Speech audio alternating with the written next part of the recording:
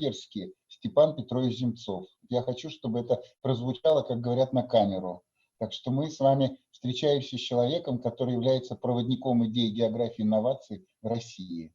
Пожалуйста, Степан. Александр Николаевич, я уже даже выступать теперь не могу. Столько хороших слов не соответствует со своей презентацией. Коллеги, слышно ли, видно ли презентацию? Скажите, пожалуйста. Видно презентацию. Видно. Ага. Ну все, отлично. Ну, я не знаю, зачем. Хорошо. Ну, я не знаю, все русскоязычные, да? Точно. Ну, окей. Я просто готовил на английском, но хорошо. Сегодня я хотел бы обсудить, соответственно, исследования, которые в том числе мы проводим в своем центре в лаборатории исследований предпринимательства в Российской академии народного хозяйства и государственной службы в РАНХИКС, посвященным исследованию как раз малого и среднего бизнеса и тому, как ситуация с пандемией повлияла на него, какие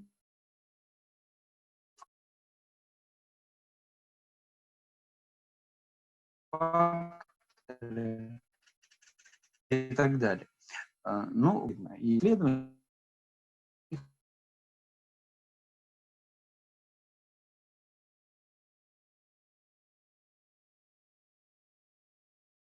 Вас не слышно. Подключите видео.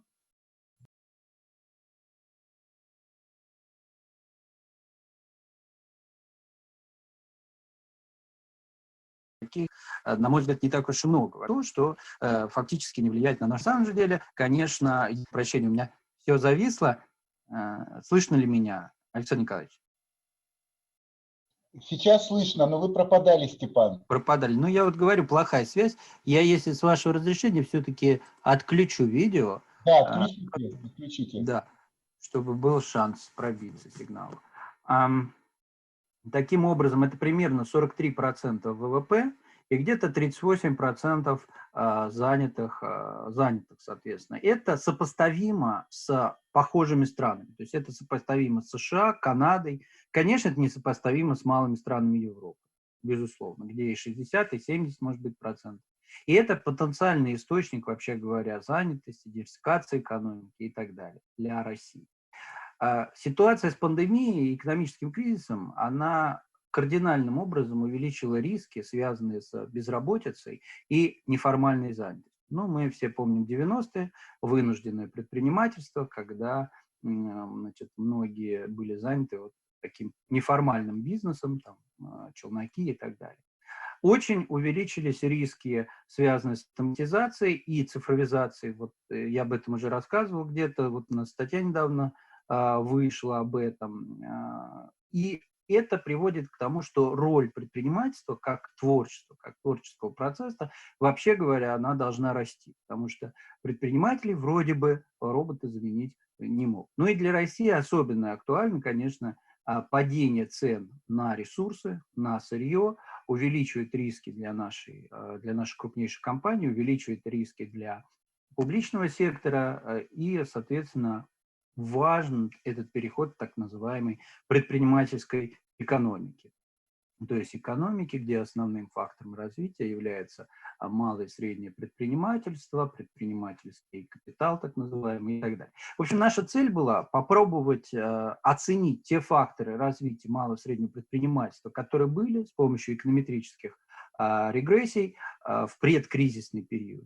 Применить их, как бы сказать, что эти факторы, сделать такую гипотезу, что эти факторы не изменились, посмотреть на основе этих факторов, попытаться сделать прогноз, да, что будет, как эти факторы изменятся, как это повлияет на малое и среднее предпринимательство. И посмотреть на телемеры как бы оказывались малому и среднему бизнесу, на телефакторы мы воздействовали, наша предпринимательская политика в стране, чтобы малый и средний бизнес сохранить.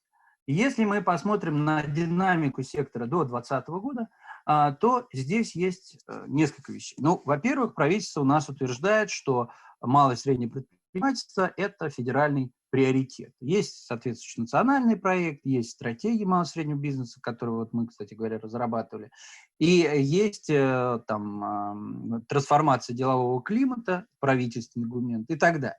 Но если мы посмотрим на показатели, например, доли малого и среднего предпринимательства ВВП, то мы видим, что эта доля в последние годы, ну, данные, к сожалению, есть только за 2018 год, эта доля снизилась с 22% до 20%.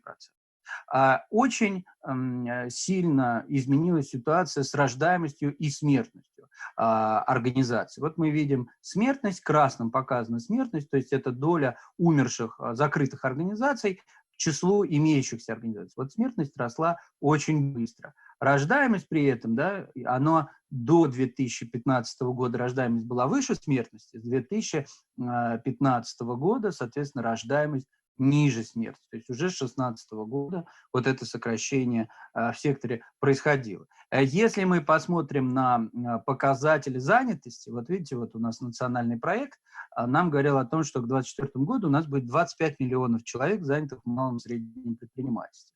До этого же, ну, здесь, наверное, не так ярко это видно, но вообще говоря, до этого численность занятых в малом и среднем предпринимательстве, она сокращалась. В последний год, 2019 год, примерно на 500 000 человек сократилось, и около 100 тысяч малых и средних предприятий исчезло.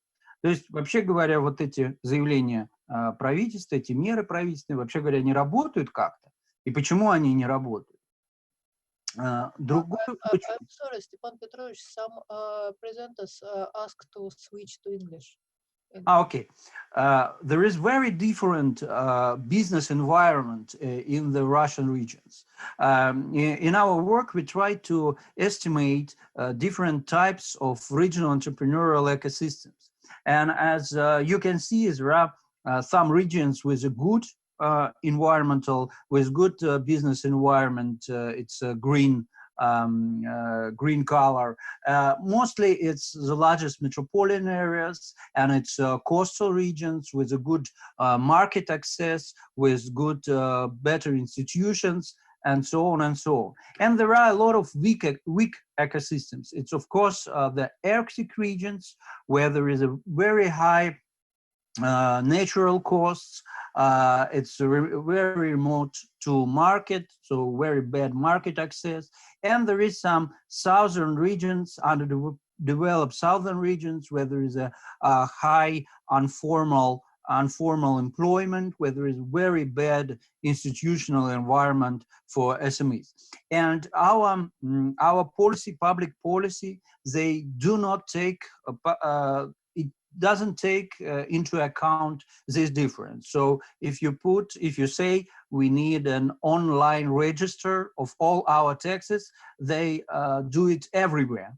But as you can understand, there are no money for this improvement in northern regions. There are no money in underdeveloped regions, and so on and so on. So that the difference between regions, it doesn't take, the policy doesn't take it into account. And we can see from the previous crisis, the crisis of 2015, that the higher fall was in the weakest ecosystems. It was much higher. So we thought that this situation will appear again during the pandemic crisis.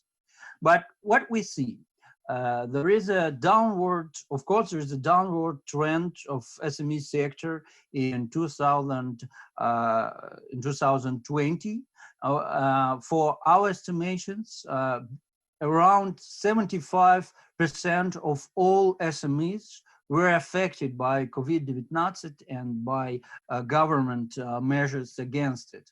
There is most affected industries which were closed during self-isolation regimes, during quarantine, but there is a lot of industries that may be affected by the multiplier effect.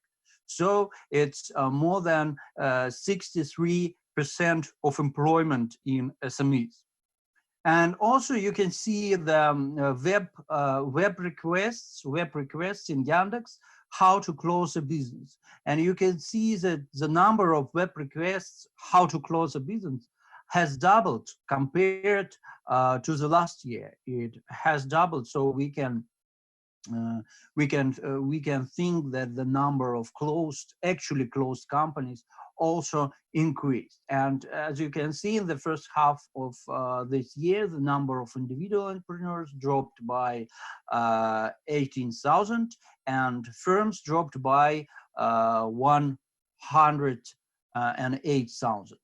And number of SMEs officially, number of all SMEs officially dropped by 4.2%.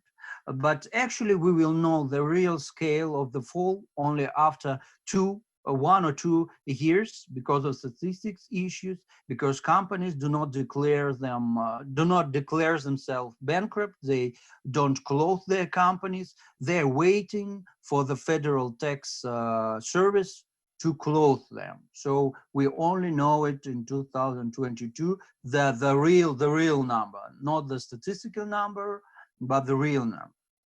If you see the map, if you can look at the map of number of micro and small firms per capita, so the density of SMEs, it was much higher in the largest nations such as Moscow, St. Petersburg, Novosibirsk region. It was higher in the regions with a good access to capital, where there is a regional banking system and so on. It's like in Tatarstan, in Tyumen region, and it's higher in regions with market access, foreign market access. It's Kaliningrad region, it's a Krasnodar region, Primorsky Krai, and so on.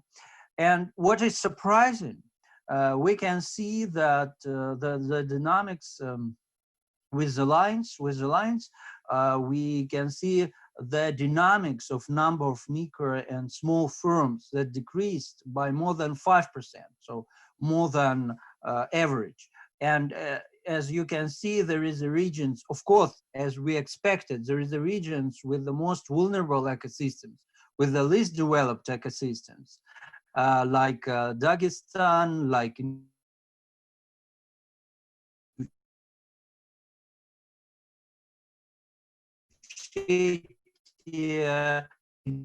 Komi, Sahel agglomerations were affected the most, like, and so on. So this can be surprising, and it's different from the previous crisis.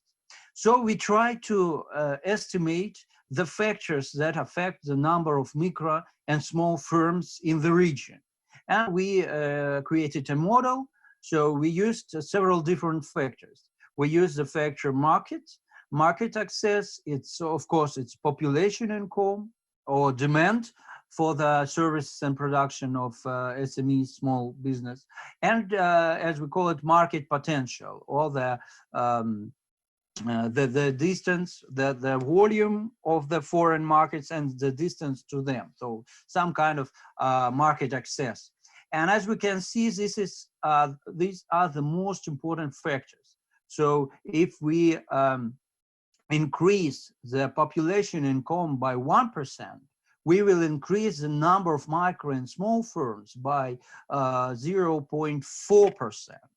If we do, for example, if we open foreign markets, if we do better infrastructure in our ports, we can increase the number of micro and small firms by 0.15%, and so on and so on. And also, it is very important that capital access that we measured by banking service availability index is another important factor. And digitalization, we measured as a share of persons with internet access. So if in the region the share of persons with internet access is 1% higher, the number of small micro and small firms will be 0.066% higher. So this is a potential for increase of small firms. What is also important, public support. But we can see that, for example, tax incentives per organization. tax checks per organization. So how many checks, how many times the tax service affect your company, how many times. It is the smaller tax incentives per organization, the higher the number.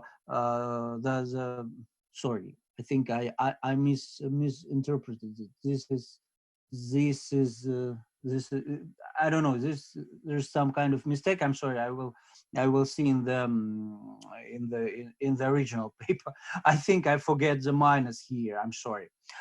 Subsidies for SME support, so subsidies for the small companies. It's also affect small business. You can see that the link is positive, but the numbers are very low. So this effect it's quite a weak one. But do we need to save SMEs? I mean, small business did not affect GRP. So it did not affect economy, did not affect people's lives, and so on and so on. I can hear it many times in different political interviews and so on and so on. Actually, entrepreneurial experience and skills, as we can call it, entrepreneurial capital, is one of the factors of regional development. And you can see it, for example, as explained in Odrich and Kailberg works. You can see it through the so-called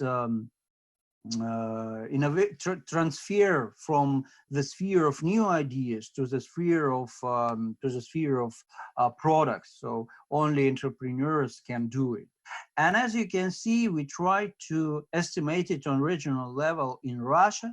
We put as a dependent variable gross regional product per labor force, and we used an entrepreneurial capital that we measured by macro and small firms per labor force. And as you can see, the coefficient is also, it is significant and it's also positive. So if in regions where the density of small business was 1% higher in Russia, GRP was higher by 0.17%. So entrepreneurial experience, entrepreneurial capital is a factor of long-term regional development in Russia. And reduction in the number of entrepreneurs and undermining entrepreneurial intentions, it can lead to long-term negative consequences for development. And we, as the regional scientists, cannot forget about it. So I sum up. As a conclusion, what can we see? What can SME expect from the crisis? The SME sector decreased before the crisis, and higher drop is expected in this year. According to our model, if we are trying to estimate, if we're trying to forecast the number of small firms decrease, small firms decrease, we made some assumptions. We made assumptions from the World Bank forecasts with a reduction in world markets by 3%, household income by 5.5%, and the volume of banking service by 5%. It is possible by our model that the number of micro and small firms decreased by 3-4%. And which is quite close. So our forecast is quite close to the real data of the Federal Tax Service. So this method, the econometric regression, help us to forecast this, to forecast the development of SME. And we can expect a drop in the Russian GRP if this model is true. If this model is good, then we can expect a drop in the Russian GRP, regional product, gross regional product, this year by 0.67%, only because from decrease of the small business activity, only because of that, not because of the income, because of the pandemic and so on, but only because of that. And from my point of view, it's quite high. So direct public support in the previous years had little and lacked effect, had a weak and lacked effect on SMEs development because it covered a small number of SMEs. Only 2-3% of SMEs when we asked them if you have any public support in previous years, they only 2-3% of them say, yeah, we had some public support. Potential SMEs development, which is quite important from this model, that the digitalization process helps to open new markets. It helps SMEs to develop. And as we can see on this model, so we have a proof for the government. We have some kind of proof that you need to make it. You need to increase the digitalization and help it, and that can help small business. So from our point, what is interesting that we expected, of course, we expected that North Caucasus, Crimea, and Arctic regions, they will suffer more. They would suffer more during the crisis. But what's interesting, agglomeration also suffered, but they have much better. They have much better mitigation, right?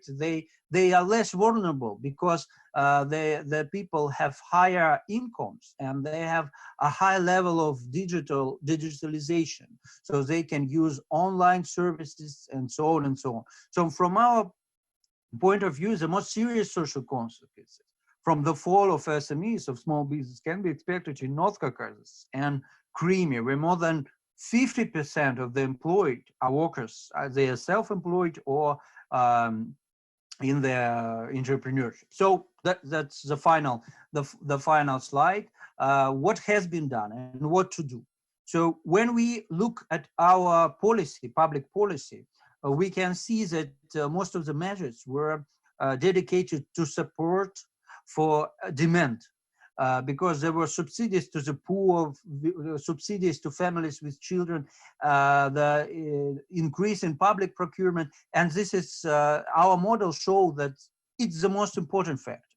It's if you increase demand, it helps more than other factors. It helps SMEs to develop, to exist. Other important factor was the loans, bank loans. Bank loans for SMEs, they were decreased.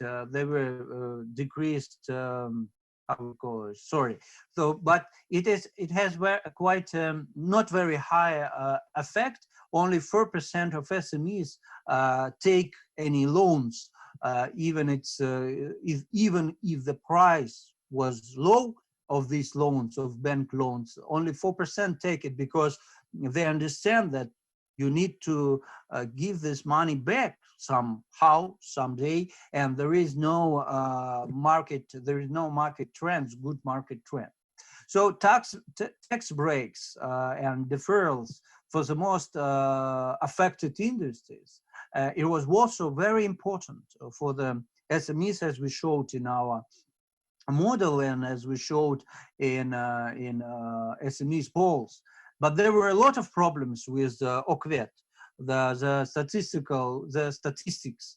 So the company cannot get the public support because they had a different number in OKVET, in statistics. So they were affected in reality, but in statistics, in the statistical in the classificator, in the statistical classificator, they have a different industry. So you cannot get support because you have a different industry. Wage subsidies were also in demand, and it was the main kind of support because every month 18% of SMEs take these wage subsidies, but they were not very large. They were similar to OSD support. They were not very large, so they were smaller pack. So in long term, time is over, yeah, so please. Yeah, thank you. Be short. No, I think it's okay. In long term, we need, as we propose it from the model, and as we suggest to our government, we need to increase digitalization of public services. We need to incorporate an ecosystem approach into policy. We need retraining of people, of companies in digitalization. And we need, of course, reducing the digital divide. developing ICT infrastructure, education population, and so on and so on. Thank you very much. I think my presentation will be online on Facebook. You can download it. And there are some of our papers where you can see this result. Thank you. Thank you, Stepan. Two quick comments from my side. Yesterday I saw a generalization by Consultant Plus on the regional measures to support small business activities under the COVID-19 crisis. And it seems to me that it will be extremely interesting if you will be involved in the research or study about the differences of regional measures, and they're just open in this Consultant Plus database, each region and its measures to protect. I agree. I agree with you. Who the for answers? your hands, this data for your hands. That's first comment. And second, for other young scientists, that look, Stepan began many years ago with small business activities and economy, and now he is a sort of drifting to the more holistic understanding about the entrepreneurial system. And it looks like a good route for young scientists, from one angle to the more holistic understanding, more broad understanding, systematic of the problem. So please take this example as an inspiring route to enlarge and expand your knowledge in the problem, from narrow to more broad, holistic, etc. Thank you. Yeah, thank you. Going to the next presentation. Sorry. From our and questions will be through the chat because we're just a bit beyond the schedule. And our next presenter will be from Kaliningrad, and it will be interesting case of enclaved region under the conditions of COVID-19, which is interesting in itself.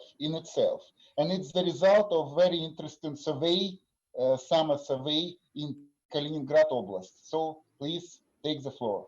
Начинайте, дорогие коллеги. Thank you very much, Alexander Nikolaevich. My name is Andrej Mihajlov, and I will present on the behalf of my co-authors. We have a study on the digitalization and the impact of COVID-19 on digitalization, on the study of Kaliningrad region. And this study was made as part of a research project supported by the Russian Foundation for Basic Research. And the project leader is Anna Mihajlova, and the study was also conducted together with our master student, Dmitrij Hvalej. Just a second. So the purpose of the study was to identify the impact of pandemic COVID-19 on the process of digitalization in the regular life of people, in everyday life, how digital technologies have incorporated. So we have studied so-called digital routines. The common processes of purchasing something, of getting services, of paying your bills, etc. So how the digital routines have changed due to the COVID-19. So the hypothesis was that from the one hand, the digital routines and especially digital trade and purchases of the public on the internet was probably exceeded. From the second point of view, these digital purchases, they indirectly they indicate the knowledge and skills of using digital technologies. They indicate the development of information and communication technologies and infrastructure that is available and that enables to switch to digital services and technologies. Also, it indirectly also indicates the access and the quality of the internet and internet connection, and also the spread of the required technical equipment for digitalization and switching to digital technologies. So what was our methodology and what was our geography of study? We have analyzed 22 municipalities in the Kaliningrad region, and the study was held this summer. It was held in August, and we have visited by ourselves all these districts and have held surveys with the people on the streets. Of course, we wear masks, and we were not many people, and we were one by one coming to people, so we're not gathering in a crowd. We were keeping safe distance as well. So we have surveyed 876 people, and the distribution and the statistical representation was at a good level, 95%.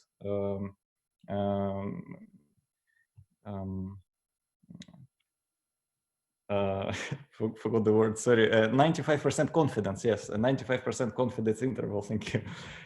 So I will present part of the results, which is related to the dynamics of the people switching to digitalization or not. So we have divided all the respondents into 3 groups. One group, which is orange, 25%, this indicates that people, their behavior in online trade, in online services, etc., it didn't change due to COVID. Then 23% of respondents who indicated their behavior has changed and it increased. They increased using online services and digital technologies, and 52% who indicated that their behavior online didn't change. So all the other slides will be divided into these 3 groups. So the pink group is the one that raised their use of digital technologies, and we see that indeed these people, they pay their bills online, they use social networks, they take public services also online. For example, if they want to visit a post or if they want to visit a medical institution or something, they at first they make an appointment online and only then they come. And usually these people are they have a higher education behind their back, so they have diplomas of higher education, and usually they are younger people.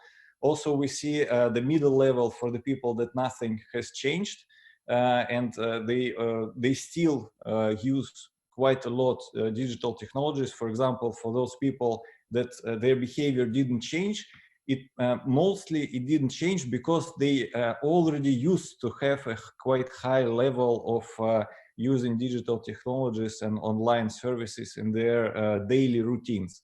And for the people that nothing has changed, they have not used digital technologies before, or very rarely they use them, and not much has changed for them, and indeed they didn't start using it. So a part of questions just to present. One of them was, where do you find news? Where do you get news about your region, about the country, about the world? And we see that people, for those that they increased using internet, more and more importance they get is the information from the internet, from the Viber and Telegram, from internet blogs. Also, for the people that nothing has changed for them, they used to have already getting news also from the internet, also from YouTube. And for the people that mostly didn't switch to digital technologies and didn't use it even before, for them, the television, the radio, the newspapers, they were the main source of news, and they remained the main source of news for these people. But also the interesting thing is that we see that face-to-face communication, the interpersonal communication, which is indicated here, still remains quite an important factor for the people to get their news and to share the news about the region, about the country. Also, we have asked what is their perception of some daily routines or some things that are offline currently to be moved online or digital. For example, what do you think of using your personal ID, your national passport, to be transferred into digital form? Quite many people, actually nearly half of respondents, they indicated that yes, why not? We agree that it will be done. Or, for example, to have your medical card to be also transferred online, or for example to pay your bills, your taxes online. Also, quite many people indicated that yes, they agree that it can be a very good suggestion. But most of the people, they still take it quite negative when some political situation will be moved online. For example, these are the elections. Most of the people are against digital elections or online elections. Most of the people, even more people, are against online education. Also, quite many people are against shifting their official documents online.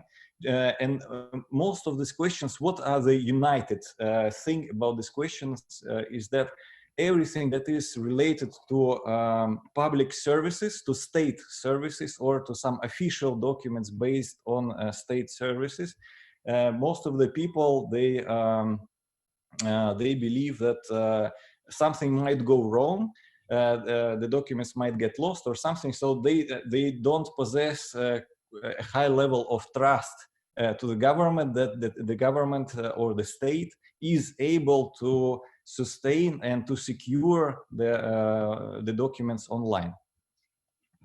Also, we have analyzed what is the difference in the perception of digitalization of the population of different municipalities. And the interesting thing is that we didn't see much of a difference in responses, irrespective of the size of the city and the distance of the city from the main center, the Kaliningrad, which is the administrative center of the Kaliningrad region. That even the remote municipalities, they had a similar picture and the similar answers to the questions, even to those that are directly adjacent to the administrative center. Also, we had a look which is the difference between digitalization versus COVID-19 versus people that got infected. And we also see that there is surprisingly not much of a difference between this. There is some correlation between, for example, the number of infected people, which is indicated here in green, and the density of people. Yes, this indicates some quite strong correlation, but not as strong as it would be expected, only 0.67.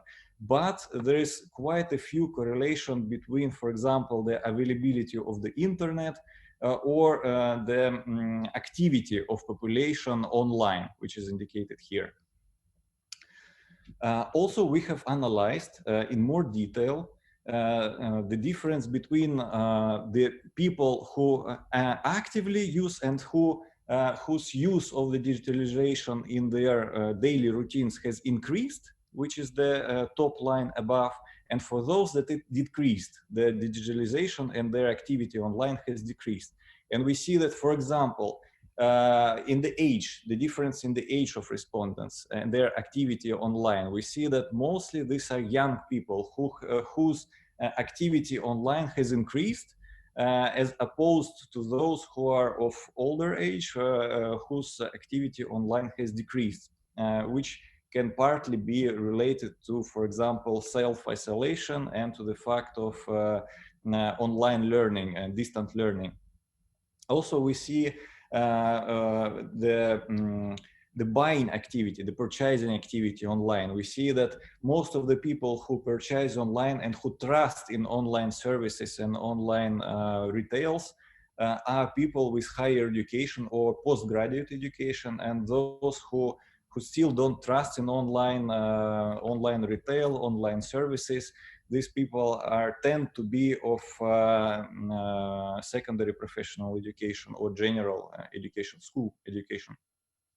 Also, we see an interesting distribution between the people who use internet in terms of their perception of the quality and the quality of the internet and the cost of the internet. And of course, most of the people who increase their use of the internet, they have quite good speed of internet. The internet connection is good, and they're happy with the cost of the internet. And for those who decrease their usage, partly this is also relates to the fact that their internet connection is not good enough. And for example, not all people can effectively connect to online learning. So what is the general portrait of the person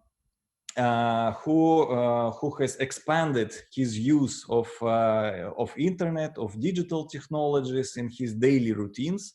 So generally, this is the person living in the Kaliningrad, the administrative center of the Kaliningrad region, or in one of the economically developed municipalities.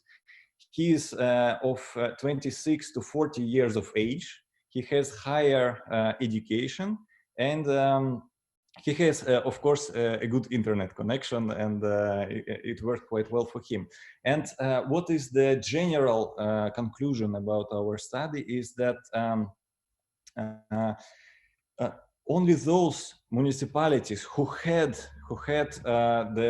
the basis for turning into being digital and to expanding digital technologies, only those were able to switch effectively and rapidly to incorporating digital technologies in their daily routines, because digital technologies, they require not only the good connectivity and good quality of the internet, but also they require, for example, a good postal service, so that you will be able to deliver the goods to your direct location where you ordered them. Also, in some municipalities, you cannot do all the services online. For example, you cannot in some municipalities or in some locations, I would say, you cannot register, for example, to come to the postal office or to come to the to have the healthcare services to be registered fully online for this. So of course, switch to the digital technologies, to the digital routines requires the basis and requires the all the framework conditions to be set before this can be effectively implemented. Thank you very much, colleagues, and I would be happy to answer to your questions. Thank you, Andrej. Well, some disturbances with our timing. So one quick comment from my side, and if the audience do have questions, please by the chat. My comment will be very short. Of course, there is a great problem of the relative importance of institutional and geographic factors in the COVID-19 penetration and outbreak, etc. That's the topic maybe eternal. Natalia Zubarevich used to speculate on this topic, the relative importance of this or that factor in the regional development in Russia. And it seems to me that Kaliningrad oblast is a brilliant case to understand because of its geographical peculiarity to understand the importance of these factors: institutional regimes, measures of municipalities to battle COVID-19, and geography, enclave position, etc.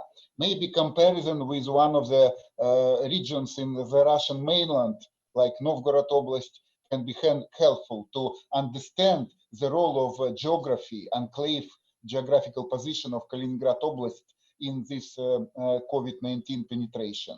That's like suggestion for future, because this is a super goal in this line of research, a stream of research. What is more different? What is more important? Institutions versus geography. That suggestion. And now we are going to next presenter from Novosibirsk, and it's Olga Valieva. Please take the screen or take the floor. Hello, dear colleagues. I am sorry, my English.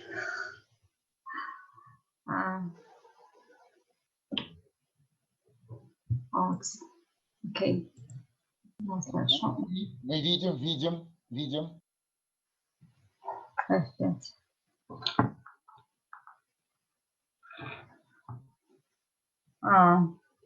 My doctoral name is study of constitutional barriers in the public procurement system and healthcare in Russia. Healthcare in Russia today is characterized by a number of problems, the consequence of which can seriously affect the state of the country human capital and its quality.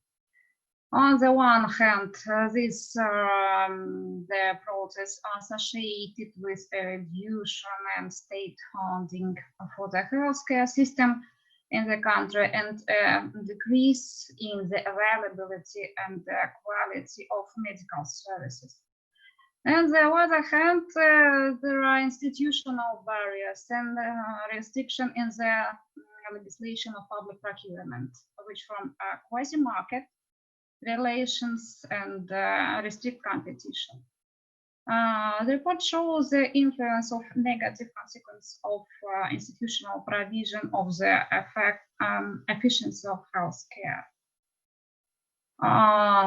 We can see how global pandemic has shown that the coronavirus equalized all states and the timely response of state and public institutions in gaining importance. The slide shows the availability of doctors and beds in different countries. How this indicates don't affect the cumulative mortality. At the global level, on level of corruption can affect.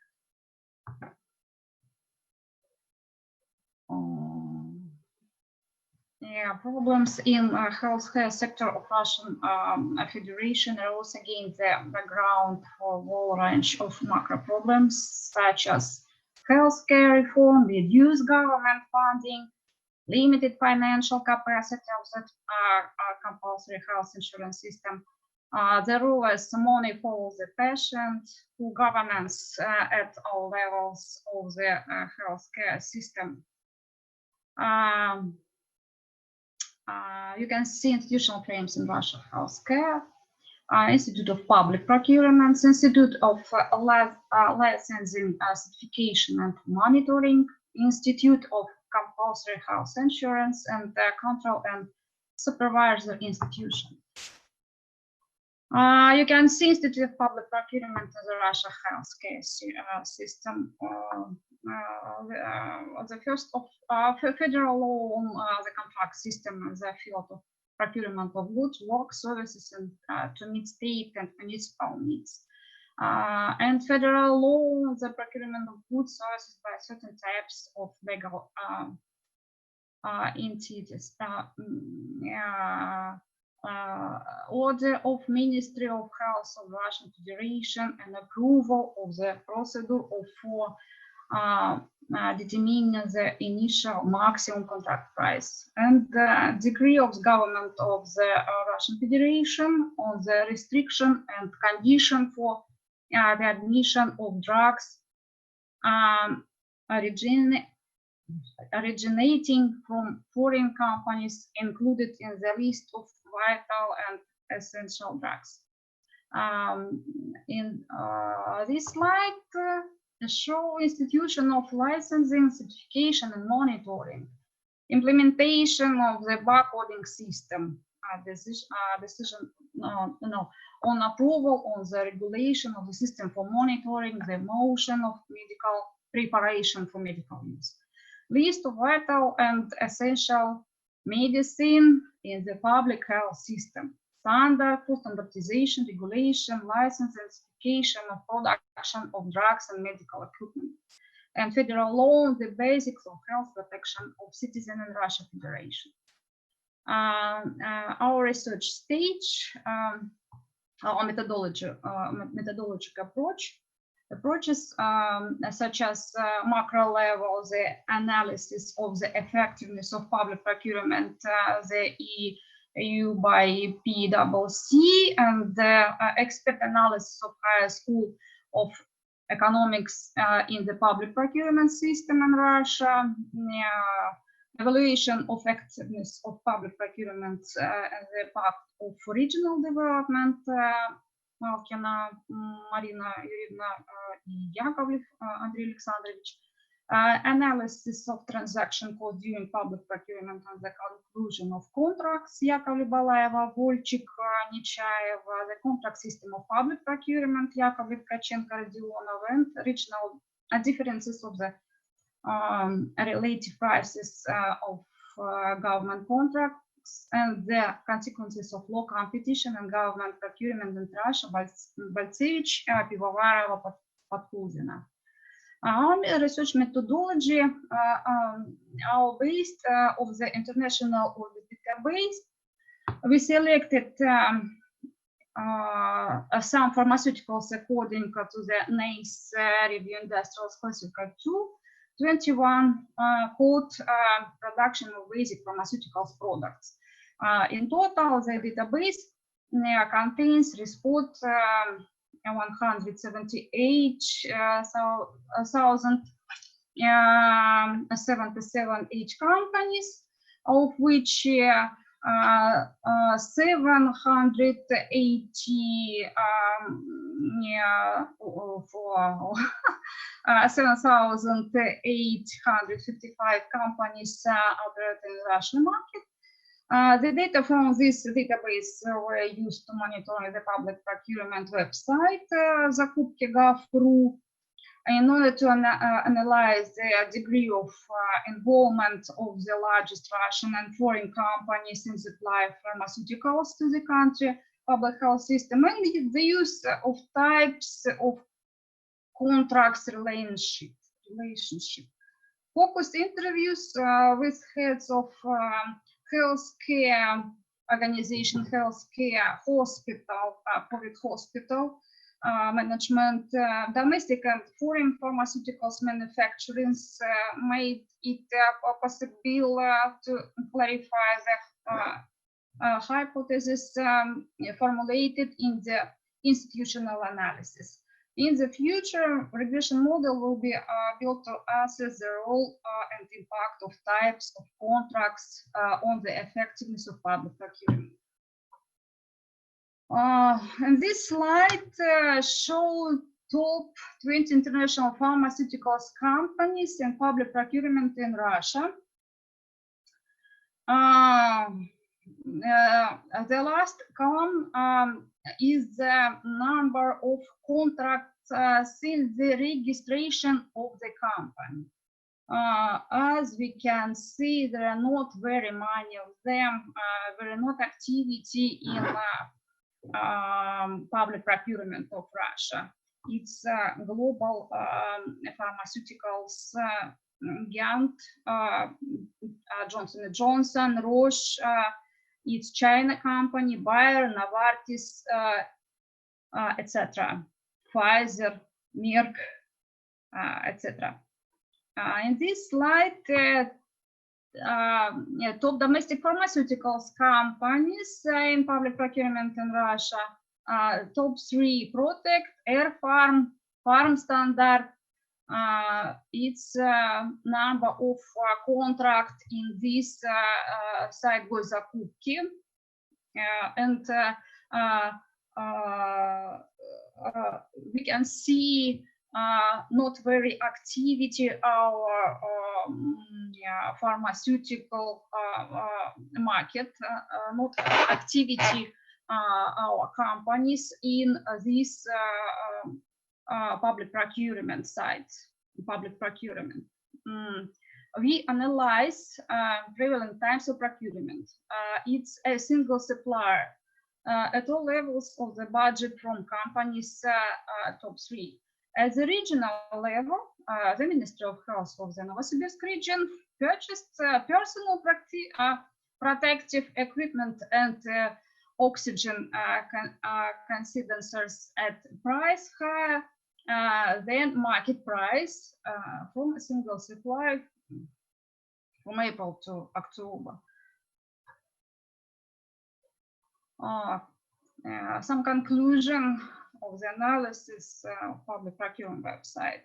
Large foreign pharmaceuticals giants are fully involved directly in the public procurement system in Russia healthcare. Government purchases are made through major pharmaceuticals distributors. This increases the final price of drugs and reduces their effectiveness. The rule of third extra restriction on the supply of foreign drugs leads to a shortage of drugs in the Russian pharmaceutical market and limits competition. Our interview, it's a chief of the COVID hospital, главврач одного из ковидных госпиталей Новосибирска. It's so about our public procurement, our law, federal law, да, и a disaster for medical organization. And this interview with the heads of domestic and foreign pharmaceuticals company. International company, top 50 global pharmaceuticals localization product in Russia. We don't participate because of the big bureaucratic burden. We prefer to work through distributors. Domestic pharmaceuticals company, our company, local in Novosibirsk, the entire hospital sector works according to the principle we take the chips and there is no opportunity to purchase higher quality drugs from the middle and higher price segment. Main chief medical officer, general management, главврачи, да, and chief doctors are sitting on implicit scheme. The hospital sector of the care is very clumsy, new position, coordinator very long and difficult. Impact of institutional barriers in healthcare, purchase from a single supplier or with a single bidder for an electronic auction at inflated or prices at the upper limit. Collusion, nepotism, purchased from own companies. Dual departmental interpretation of law enforcement practices by PS, the departure of foreign companies and the reduction of the number of imported drugs due to the third extra law. Shortage of drugs, leaving the market of foreign manufacturers, monitoring system, and the rule of forming the initial maximum contract price. Inconsistency of domestic legislation with international standard. The certification system doesn't allow you to quickly establish your own production. For example, this system, Novosibirsk companies and registers important drugs. its case from Novartis in Russian market. In conclusion, characteristic feature of public procurement in Russia healthcare: public conflict, market of imperfect competition, the power of monopolies dictates of price of condition, ineffective allocation of resources and capital, multiply non-equilibrium state, opportunism, rising transaction cost, institutional trap, and the impossibility of changing trajectory, persistent negative effects. Many thanks for your attention. Well, Olga, thank you for your presentation. One general suggestion. Of course, we are living in a very turbulent times, and your approach is very static. You have mentioned these federal laws from before Christ era, 2011, etc. My suggestion is to use institutional approach in a dynamic way, to look for institutional dynamics of informal rules, not only federal laws, but informal rules and practices, meeting with COVID challenges and how to react on them in the procurement system.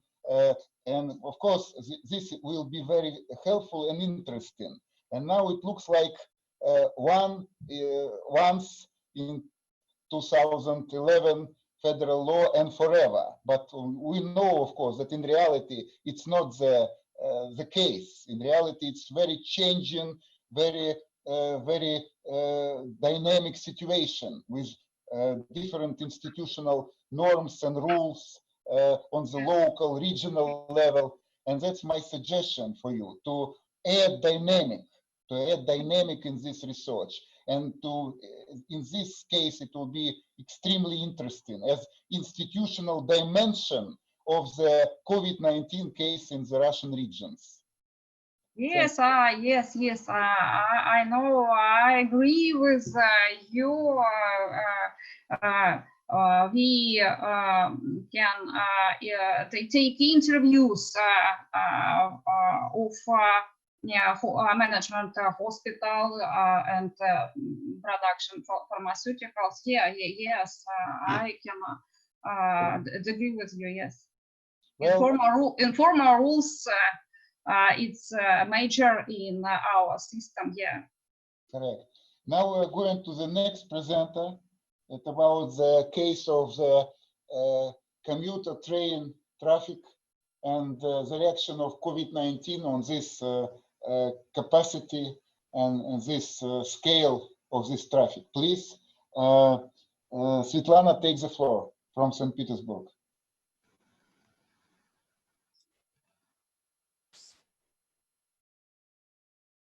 Can you see it?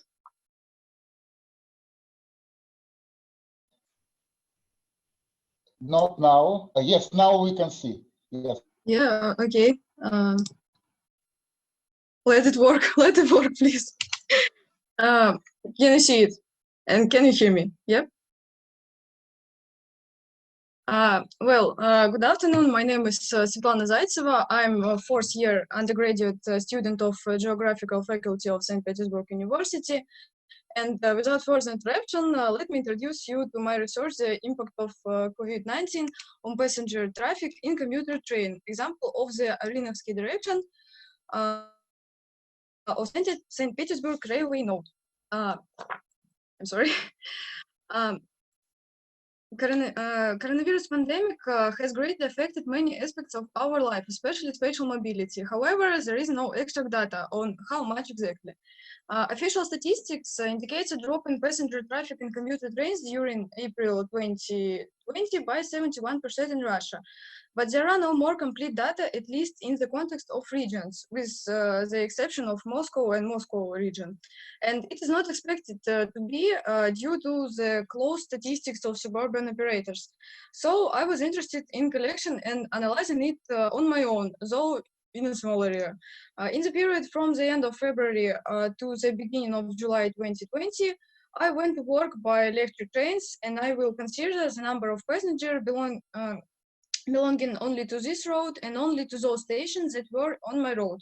I would have liked, of course, to consider the whole direction, but lockdown, as you can understand, did not allow this to be done. This slide shows the scheme of St. Petersburg railway node, which consists of 5 directions: Moscow direction, Baltic direction, Vitebsk direction, Latga direction, and Finland direction, which includes the Irinovsky sub-direction. Here it is. It passes through the territory of the largest by population in Russia Vsevolozhsky district of the Leningrad region and the city of St. Petersburg. Here you can see a bigger picture. This research conducted between February 21st and July 8th calculated the number of passengers who were at the stations Romanovka, Melnichny Ruchey, Vsevolozhskaya, Berngardovka, Kovaleva, Post-Kovaleva, Rjevka, and Piskarevka. These people were waiting for the suburban electric train number 6806 on the route Ladarskaya Ozero, St. Petersburg, Finlandsky, departing at 5:58 a.m. All the stations are within 20, 40, and 60 minutes transport accessibility from Finlandsky railway station, located in the center of St. Petersburg. The entire observation period was divided into 4 stages, depending on the measures taken by the federal government and regional authorities for the non-proliferation of COVID-19. The first period is before the pandemic. Here you can see it in time-lapse, and it is characterized with no official measures restricting the free movement of citizens were taken during this time. So for our research, this period is like a reference period. The impact of third-party factors on the structure of passenger traffic was minimal, and the recommendation of the authorities to stay home and work remotely didn't have a significant effect on the structure and change in the number of passenger traffic, since the vast majority of enterprises, educational organizations, healthcare, and so on, they were working as usual, as before the pandemic. The second period is non-working months. It was declared by the decree of the President of Russia in the period from March 31 to May 11. During this period, there were minimal load values for almost all the stations studied, since most of the population significantly reduced the number of commuter trips.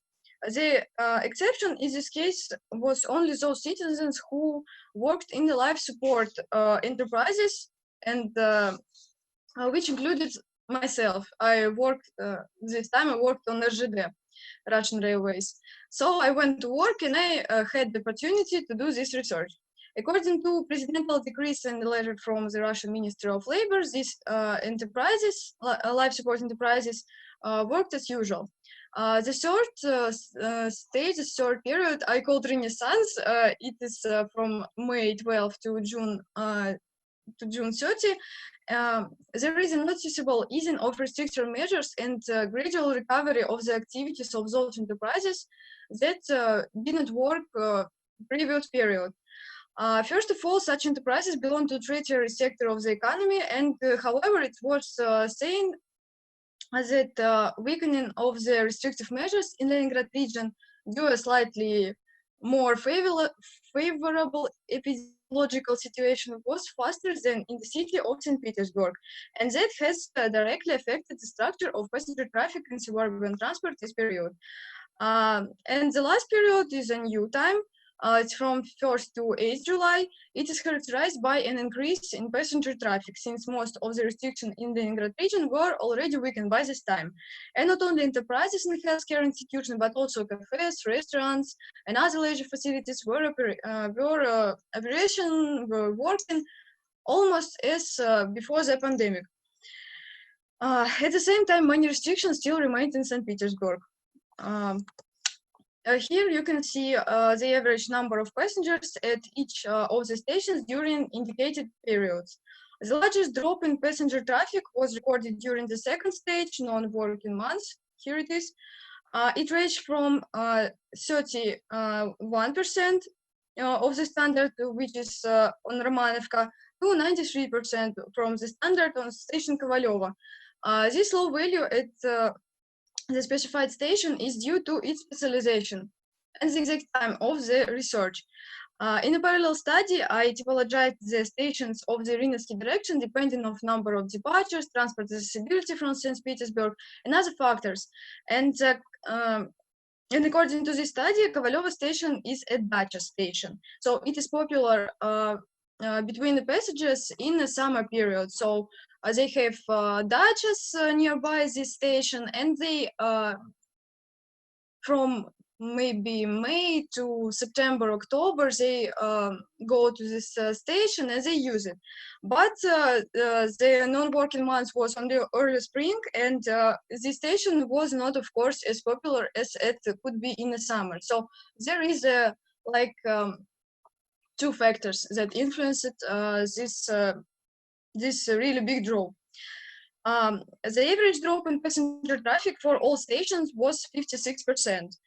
During the Renaissance period, the drop in passenger traffic relative to reference value at all stations slowed down and ranged from 19% in Romanovka to 44% in Kovalyova. However, full recovery was still a long way off.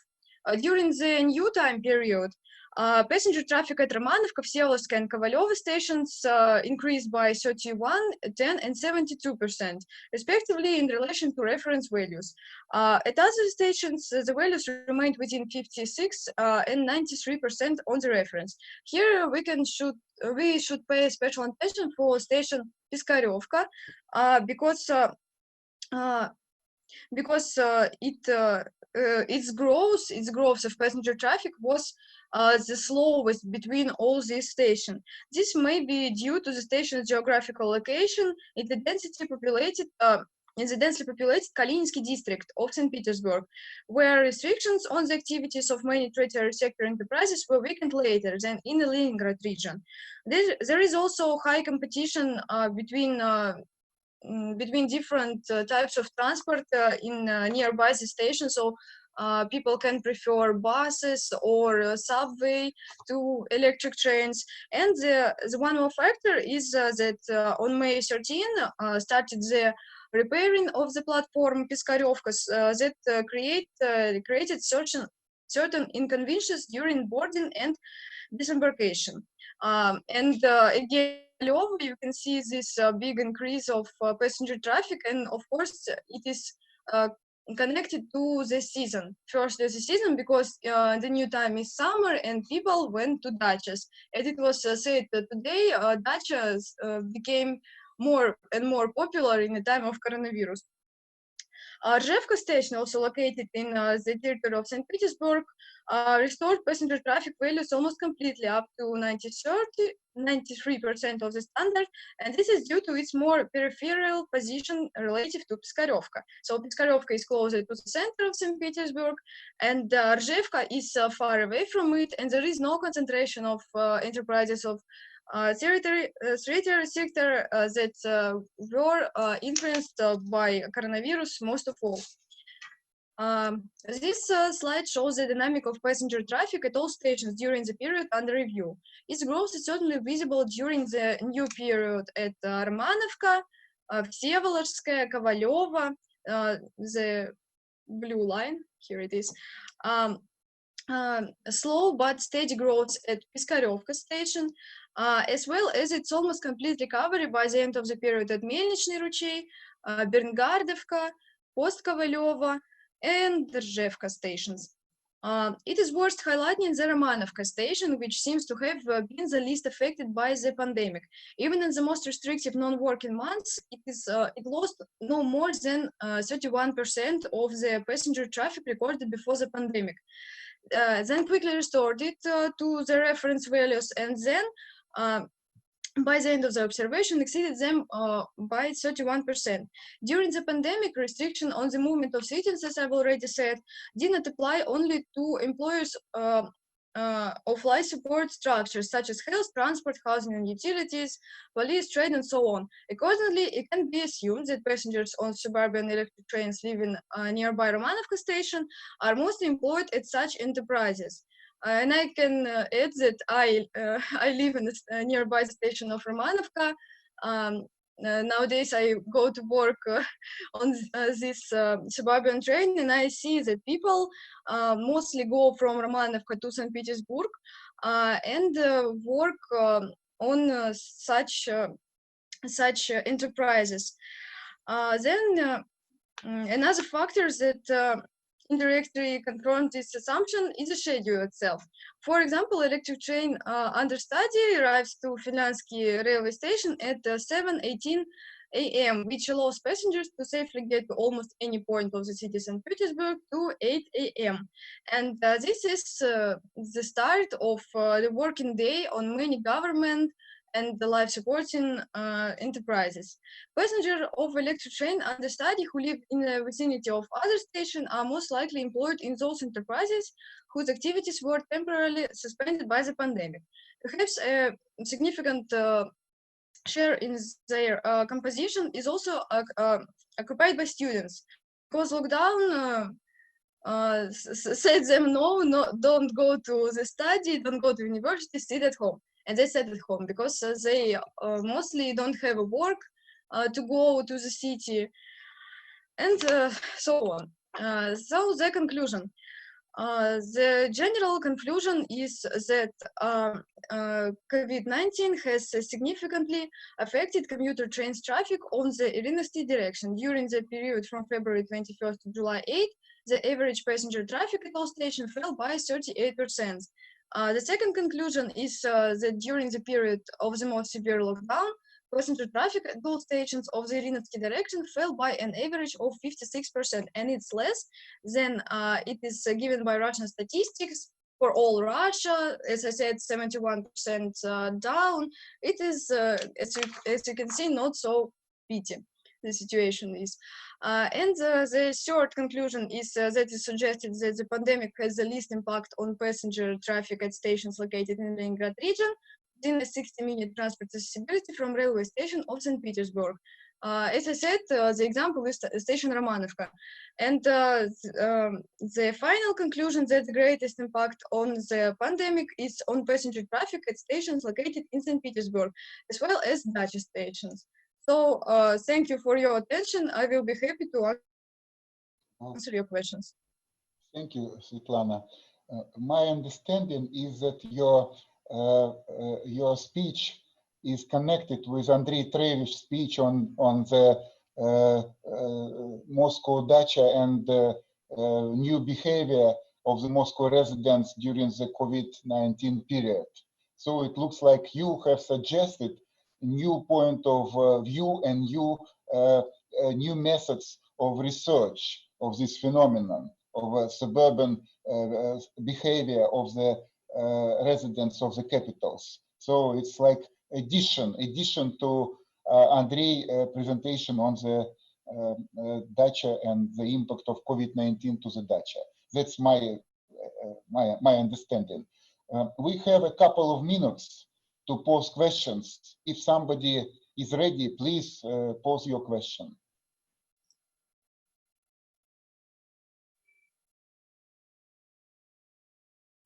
So if we do not have questions, I am happy to give the floor to the next speaker, Professor Sergunin from St. Petersburg State University, and another angle, another viewpoint on the COVID-19 impact. It's border connections and border cooperation. Please, Professor Sergunin, take the floor or take the screen. Okay, thank you very much for the kind introduction. Let me share the screen.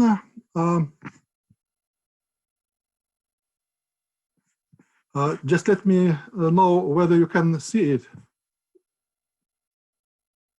Yes, we can see. Okay.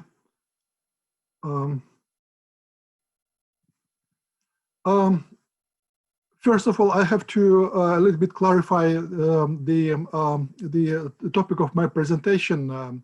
I'd like to focus on the COVID-19 pandemic's impact on Russia's cross-border cooperation with Finland and Norway in the Arctic region. And to be exact, of course, the principle, the main area where these countries are contacting Russia in the Arctic region, it's the Murmansk region. So let me focus on cross-border cooperation between the Murmansk region and the neighboring regions of Norway and Finland. First of all, let me mention that the situation in the Murmansk region affected bilateral relations between Russia and Finland and Russia and Norway already in the spring, because there was a problem with the outbreak of COVID-19 epidemic in Belokamenka, where we have a LNG thermal construction site, where approximately 11,000 people are working there, and 3,000 of them were infected by coronavirus in the spring and in early summer of this year. This infection was mostly brought by foreign workers from Central Asia, from Turkey, and these people, they didn't play by rules. I mean, they didn't observe the sanitary recommendations, so that's why there was outburst of this pandemic in the Murmansk area. But in general, the Murmansk region is a more or less safe region as compared to other regions such as Moscow, St. Petersburg, or some other regions. So even this outbreak of pandemics in spring and early summer was overcome by the local authorities, and situation already by summer this year came more or less back to normal. And now we have an official statistics as of November 20th. We have the general number of coronavirus cases in this region, slightly less than 25,000 people. Number of recovered, slightly more than 20,000 people, and the number of deaths is some like 407 people. So these indicators are more or less benign as compared to other regions. But anyway, the coronavirus situation in the Murmansk region and in Russia in general forced Norway and Finland to lock down the whole cross-border contacts, except for several cases. So the Finnish, Norwegian, and Russian authorities introduced the following measures to fight the COVID-19 cross-border epidemics. First of all, they introduced a quarantine. Then they introduced limitations on the border crossings, and also introduced some specific visa regulations, meaning that these regulations, they affected those people who already had Schengen visas, but also it was concerned also in relation to the new visa applications. More specifically, the Norwegian and Finnish authorities, they introduced limitations on cross-border visits, and only people who had residence permit in these two countries, they could visit Finland and Norway under the condition that they have a special certificate that they passed successfully the coronavirus test over the last 72 hours. That kind of certificate is obligatory for all visitors of Norway and Finland from Russia, because Russia was put by these two countries into the so-called red zone or red list. Excuse me. So the other category of people who could and still can visit Finland and Norway from Russia, it's the people who have contracts with Norwegian or Finnish or other foreign companies, and in this case, even the stricter control is on the Russian border. I mean, by the Russian border guards, than by the Norwegian or Finnish side. So, in order to leave the Russian territory, the Russian border guards, they ask for the some kind of proof that these people, they have these agreements or contracts with the foreign companies. And they make a copy of this contract on the border crossing, and only after that they leave. They let these people to leave the country. And I should know that these two categories, it's the main visitors, because in the Norwegian and Finnish border areas, we have a lot of, especially women and kids, who are members of the family living in Norway and Finland.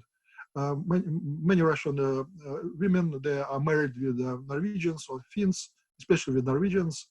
And for example, if you take the Norwegian town of Kirkenes, or as Norwegian call it Kirkenes, 10% of the local population are Russians by origins and by citizenship. So, and not only, I mean, the married couples, but also people who are working in the local companies, especially companies related to the maritime business and tourist companies, that kind of things.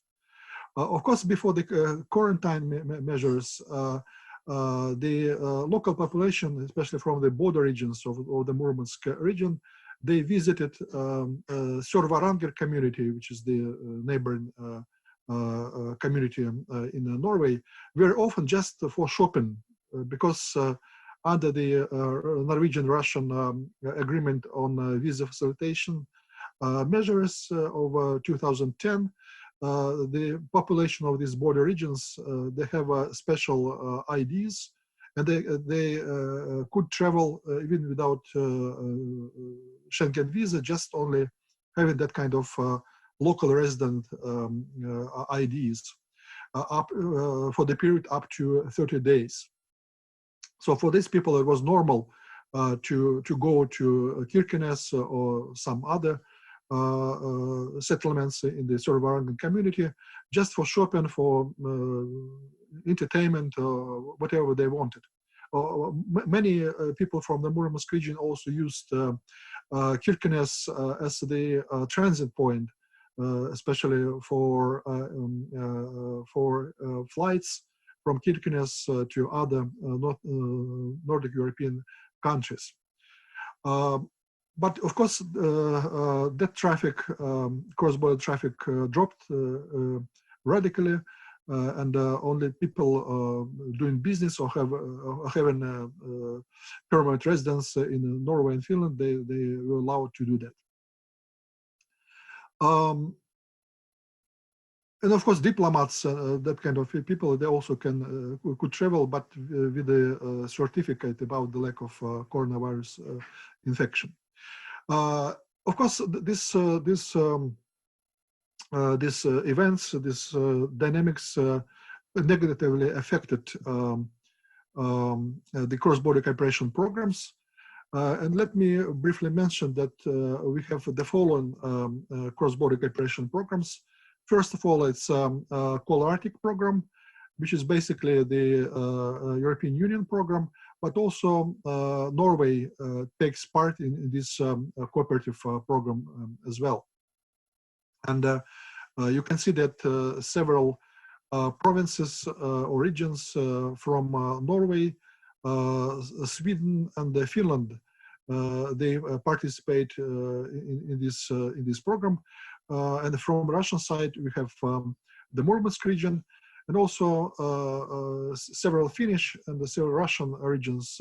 They take part in the Polar-Arctic program as so-called adjacent areas. They're not principal players in this area, like the Murmansk region or Arkhangelsk or Nenets autonomous district. But anyway, they still play some role in these cooperative programs.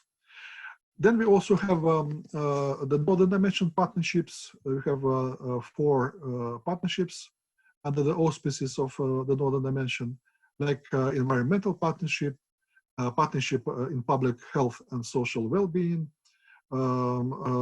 partnership on transport and logistics, and partnership on the culture and on culture. Finally, we also have so-called city twinning programs. For example, the Murmansk region municipalities, they participate in 11 twinning agreements with the Norwegian partners and 16 ones with the Finnish municipalities. The Kirkenes-Nickel twinning agreement and the twinning programs are of special interest because this cooperation traditionally was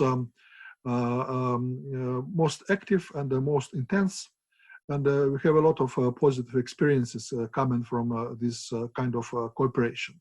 And of course, this cooperation suffered a lot from the lockdown in the period of pandemics. This is just a map done from the space on the location of Kirkenes and Nickel, which are involved in that kind of twinning cooperative program. It is the images of Kirkenes and Nickel. They share a lot in common because it's two mining towns and also two industrial towns, especially Nickel on the Russian side, which is a location for the Nord-Nickel enterprises. And so it's a major subject for concerns from the Norwegian side because of the pollution, which regularly happens on the part of Nickel. There is just a list of cooperative programs between these two towns according to the 2008 agreement. It was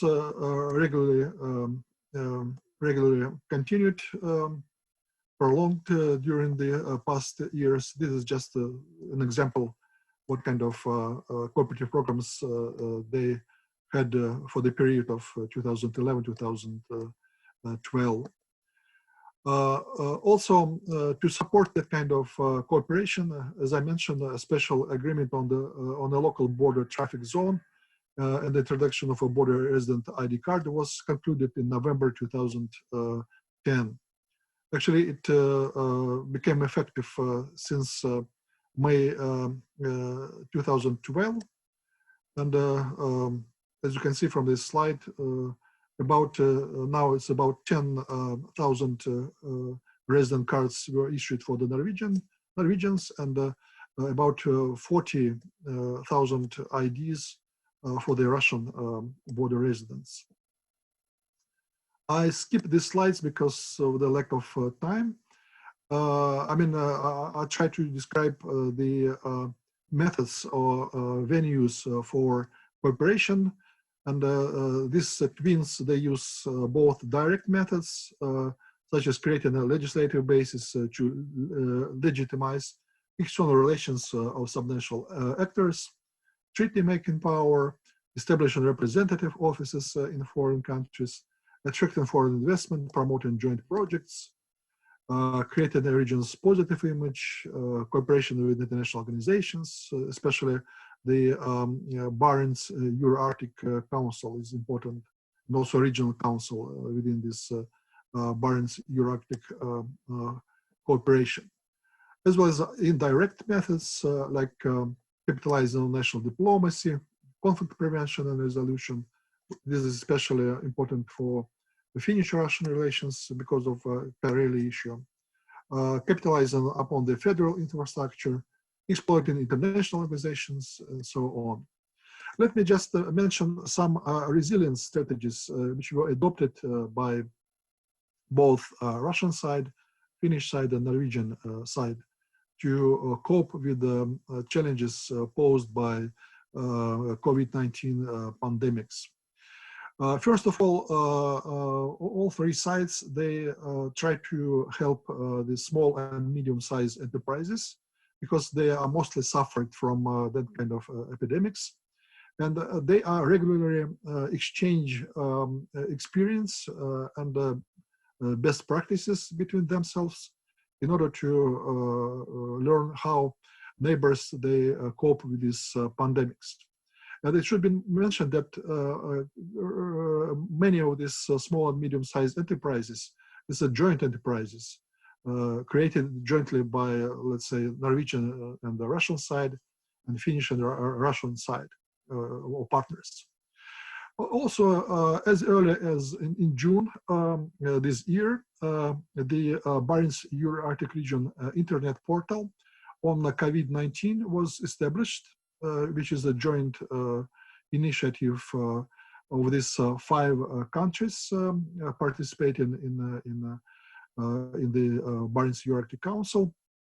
And the regional authorities were quite active because it was most important for them to have the kind of portal in order to discuss the most important issues and exchange best practices and solve other practical problems.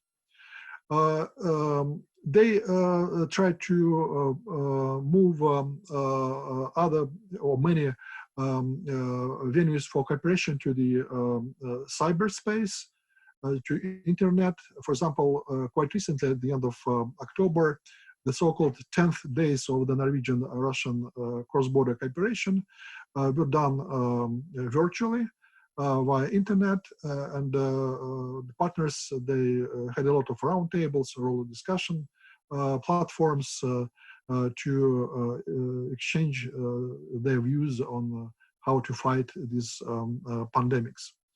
Also, Norwegian-Russian Business Forum was also moved to the virtual platform, and especially Russian regions forum was very important for them. All major Russian cross-border projects with Finland and Norway continue. Those of them who were, it was possible to bring it to the virtual format, it was done. But the industrial projects or construction works, they continued, and also environmental projects, they also continued, not virtually, but really, in the real world, offline. It's surprising, it's paradoxical, but for example, Norwegian-Russian cross-border trade didn't suffer a lot from pandemics. For example, we have a statistics that from January to August 2020, the Murmansk region and the Norwegian cross-border trade comprised as much as 133 million US dollars. Also, these countries, origins, they plan jointly their future for the post-COVID-19 era. For example, they now discuss the idea to launch so-called Kirkenes-Nickel electro shuttle, which could be quite helpful for overcoming the border crossing traffic jams. So people are quite optimistic, and they believe that the epidemic sooner or later will be over, and they can resume their offline cooperation and quite optimistically view the future of that kind of cross-border cooperation. Thank you. Thank you, Professor Sergunin.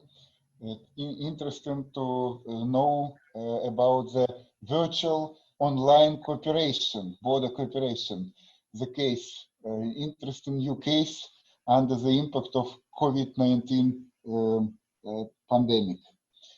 Well, next speaker will be Evgeniya Kolomak, and to my guess, she is one of the first in our country in special econometrics, in special externalities effects, and so she will present the report about these issues, in which she is the #1 expert in Russia. Thank you very much for so kind presentation. I'm trying to, yes, I think I reached the result. The topic of my presentation is economic effects of pandemic-related restrictions in Russia and their special heterogeneity. And the aim was to estimate, to obtain quantitative estimation for the spatial heterogeneity of this effect and to reveal factors influencing the economic activity in Russian regions. And what is the theoretical framework of this analysis? I think it is obvious. We can consider the coronavirus infection as unforeseen, global, and strong event, and we can treat it as a strong external shock, which can result in change of the spatial equilibrium. This property of the multiplicity of the spatial equilibrium is proved in many theoretical models, and we rely on this theoretical result. And what is important for the spatial equilibrium is cost of cooperation, and we know that restriction imposed in this period led to extreme increase in transaction costs, in compression of foreign markets, and of course all these factors can result in some changes in the spatial proportion of development in Russia. And our idea was to estimate at least the first wave, result of the first wave of the pandemic, and what data we can use. We use information for conducting monitoring of socioeconomic situation in Russian regions, and we obtain data for January-May for indices of economic activity. And actually we are especially interested in values in estimations for April and May, because we know that the restriction measures were introduced at the very end of March, and so indicators for April and May can show what was the effect of these restrictive measures. And this is data for whole Russia, and we have the same data for regions, and we can see that the results are expected and quite predictable, because we can see that the essential decline in production were observed in services. And we know that the bans were introduced, especially essential bans were introduced in services, and for a long time. And that is why we can see that decline in production was almost 40%. In trade, bans were imposed at the same time, but were imposed only for certain types of activity, so the decline was essential but smaller. And if we take construction and industry, we know that the restrictions were lifted very quickly. And we can conclude that this data is reliable. We have the same data for all regions, and the problem is that we don't have data for the whole economic activity in Russia, in Russian regions. And we tried to construct indices of economic activity for every regions based on the following assumption. We have data for gross regional product for 2017, and we have this data almost for the same structure by sectors as for this one. And we use the assumption we can construct dynamics of development in every region based on these indices, but we need assumption that the dynamics of gross regional product repeated dynamics of total production. This is data for total production, but gross regional product is a value added, and that is why we need this assumption. And we constructed indices and absolute values for the gross regional product based on this assumption for every consecutive years and for months. And finally, we obtained the estimation of economic activity for Russian regions. And this is the result. The level of economic activity, we can see average values, and we can see that the effect of the restrictions was very serious, and negative impact on the whole country on average was almost 25% decline in economic activity.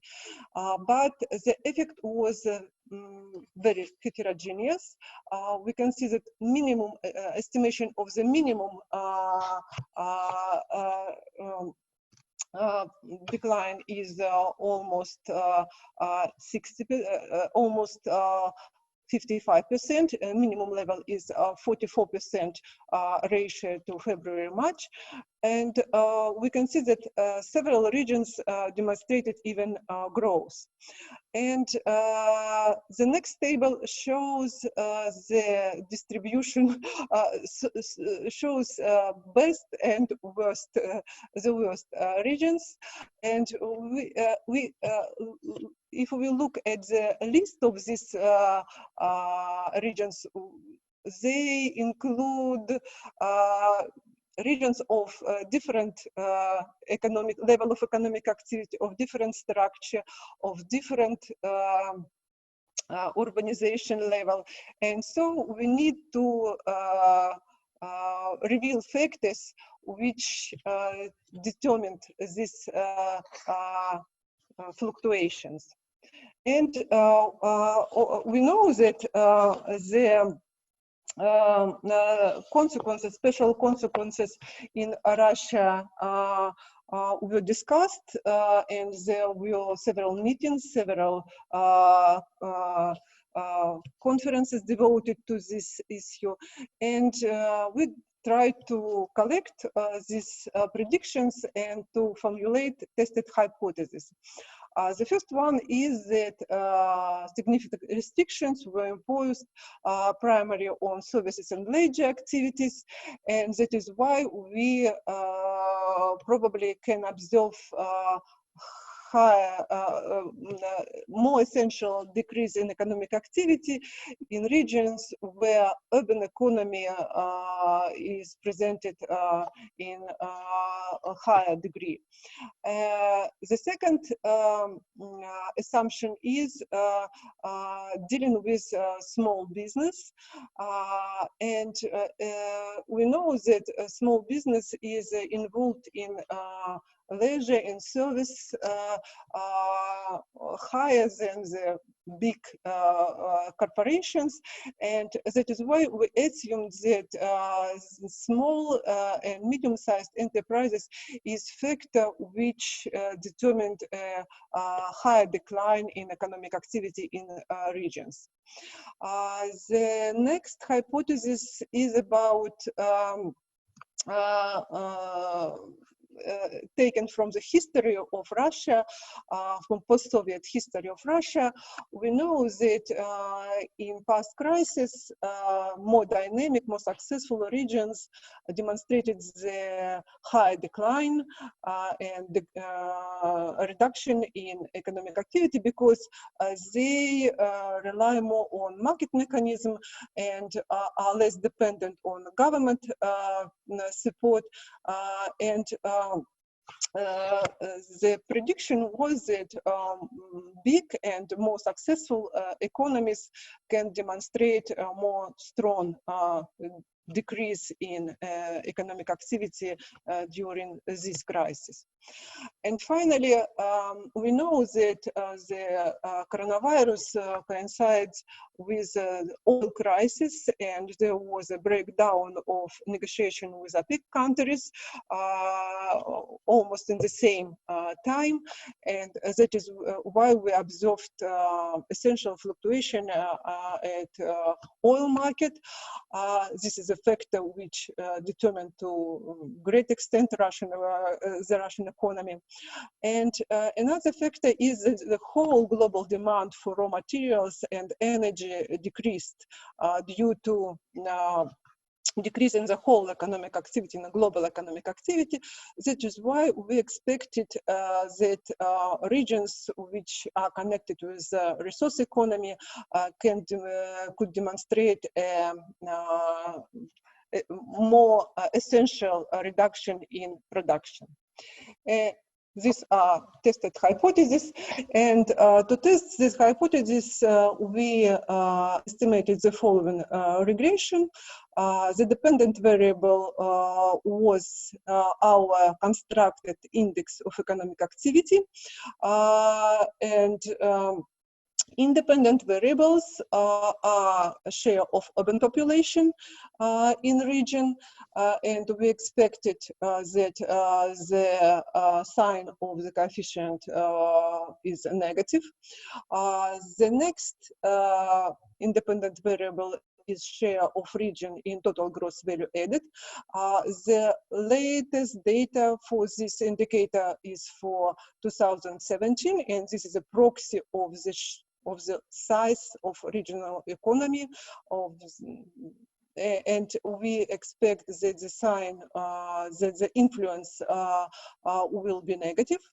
The next indicator is number of small and medium-sized enterprises normalized to population in a region, and we expected also negative influence of this factor.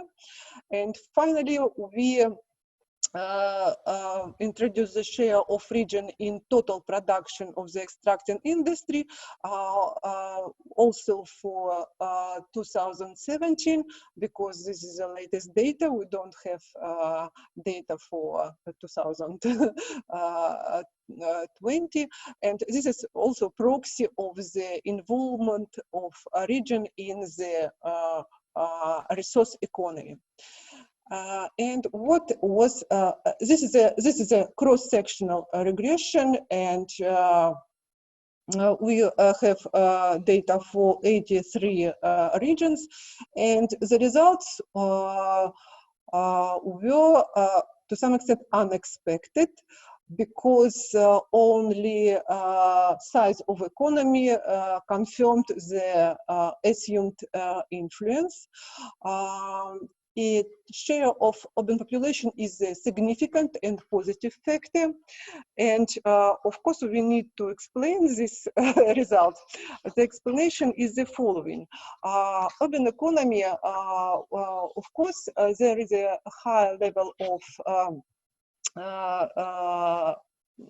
activity, deals with leisure, deals with service, but there also is an opportunity to diversify the economic activity, because for example, for delivery services, for pharmaceutical production, we observed increase of demand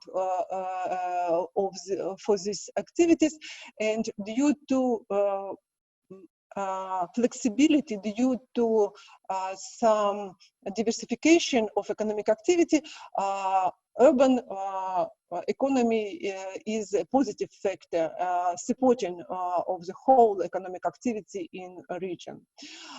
Share in total value added is a negative and significant factor, and we assumed this effect, and it means that a reaction was as in the previous crisis in the post-Soviet time. number of small and medium-sized enterprises is also a positive factor. It is significant for the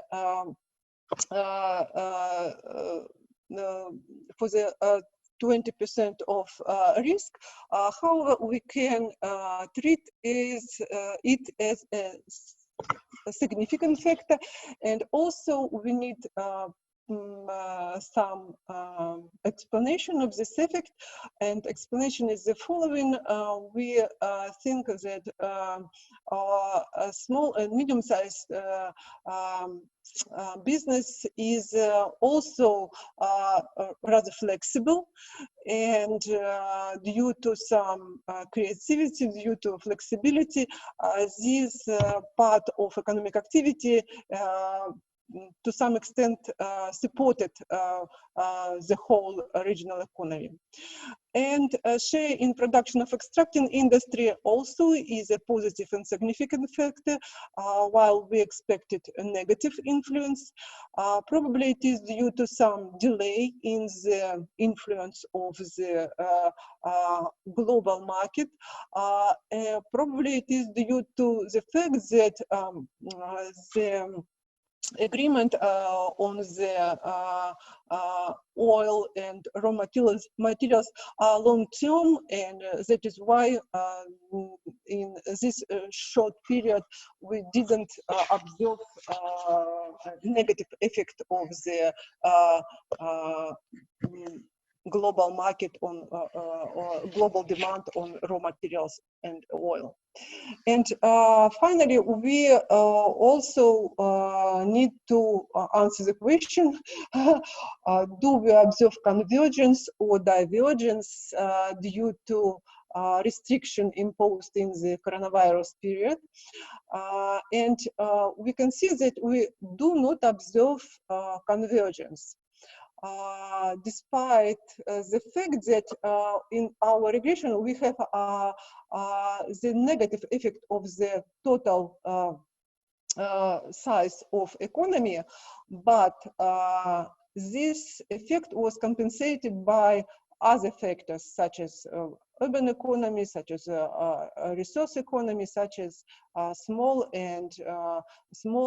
business, and actually we observe some divergence. This is also unexpected result. And to conclude, I would like to summarize the results we obtained. First of all, the economic activity in the first 2 months after lockdown decreased essentially, but this effect was very heterogeneous. Urban economy, small business, and resource economy were the positive factors, positive structural element of the for the regional economy, and large and bigger developed regions suffered from the pandemic more, but the total effect was not negative, and we didn't observe any convergence, at least in the first period of the pandemic. Thank you very much. Thank you, Evgeniya. We have a question from Evgeniya Kutsenko. Yes, could you explain? And it's in the chat, Evgeniya. You can see it. What is the dependent variable you use? Economic Dependent. activity? Dependent. Chat. Хорошо. Okay. Yes, I need to come back to this table. We have data for indices of economic activity for different sectors. These are indices for different sectors. This is the first information which we have. The second information is we have information on gross regional product. The last data is for 2017. And this is data again for different sectors. if we use assumption that dynamics of this indices we can find from 2017 to 2020 for every year and for every month. And if we use assumption that gross regional product repeats dynamics of total production, because these figures are for total production, not for value added. If we use this assumption, we can construct for consecutive years and for consecutive months dynamics of production for sectors. Finally, we sum production for all sectors and obtain sum of economic activity for April, May, March, February, January 2020. And the dependent variable is ratio of the economic activity in April, May to February, March. Is it clear? Thank you for the answer. And maybe some more questions from the audience. There are, as far as I understand. No questions. Yes. No questions. Yes. As far as I understood. Well, thank you, Professor Kolomak, for your presentation. Thank you. To the next presenter, and it will be Andrej Mihajlov, and it will be COVID-19 through the Scopus database, through the lenses of the Scopus databases. That's the topic of next presentation. Take the floor. Thank you very much, dear colleagues. Dear colleagues, thank you very much. My name is Andrej Mihajlov. I will present to you the scientometric data in order to see what is the distribution of publications on COVID-19 in social and humanitarian studies. And this study was made together with Irina Peker, a PhD student from Emanuel Kant Baltic Federal University. So this is our common study, co-author study.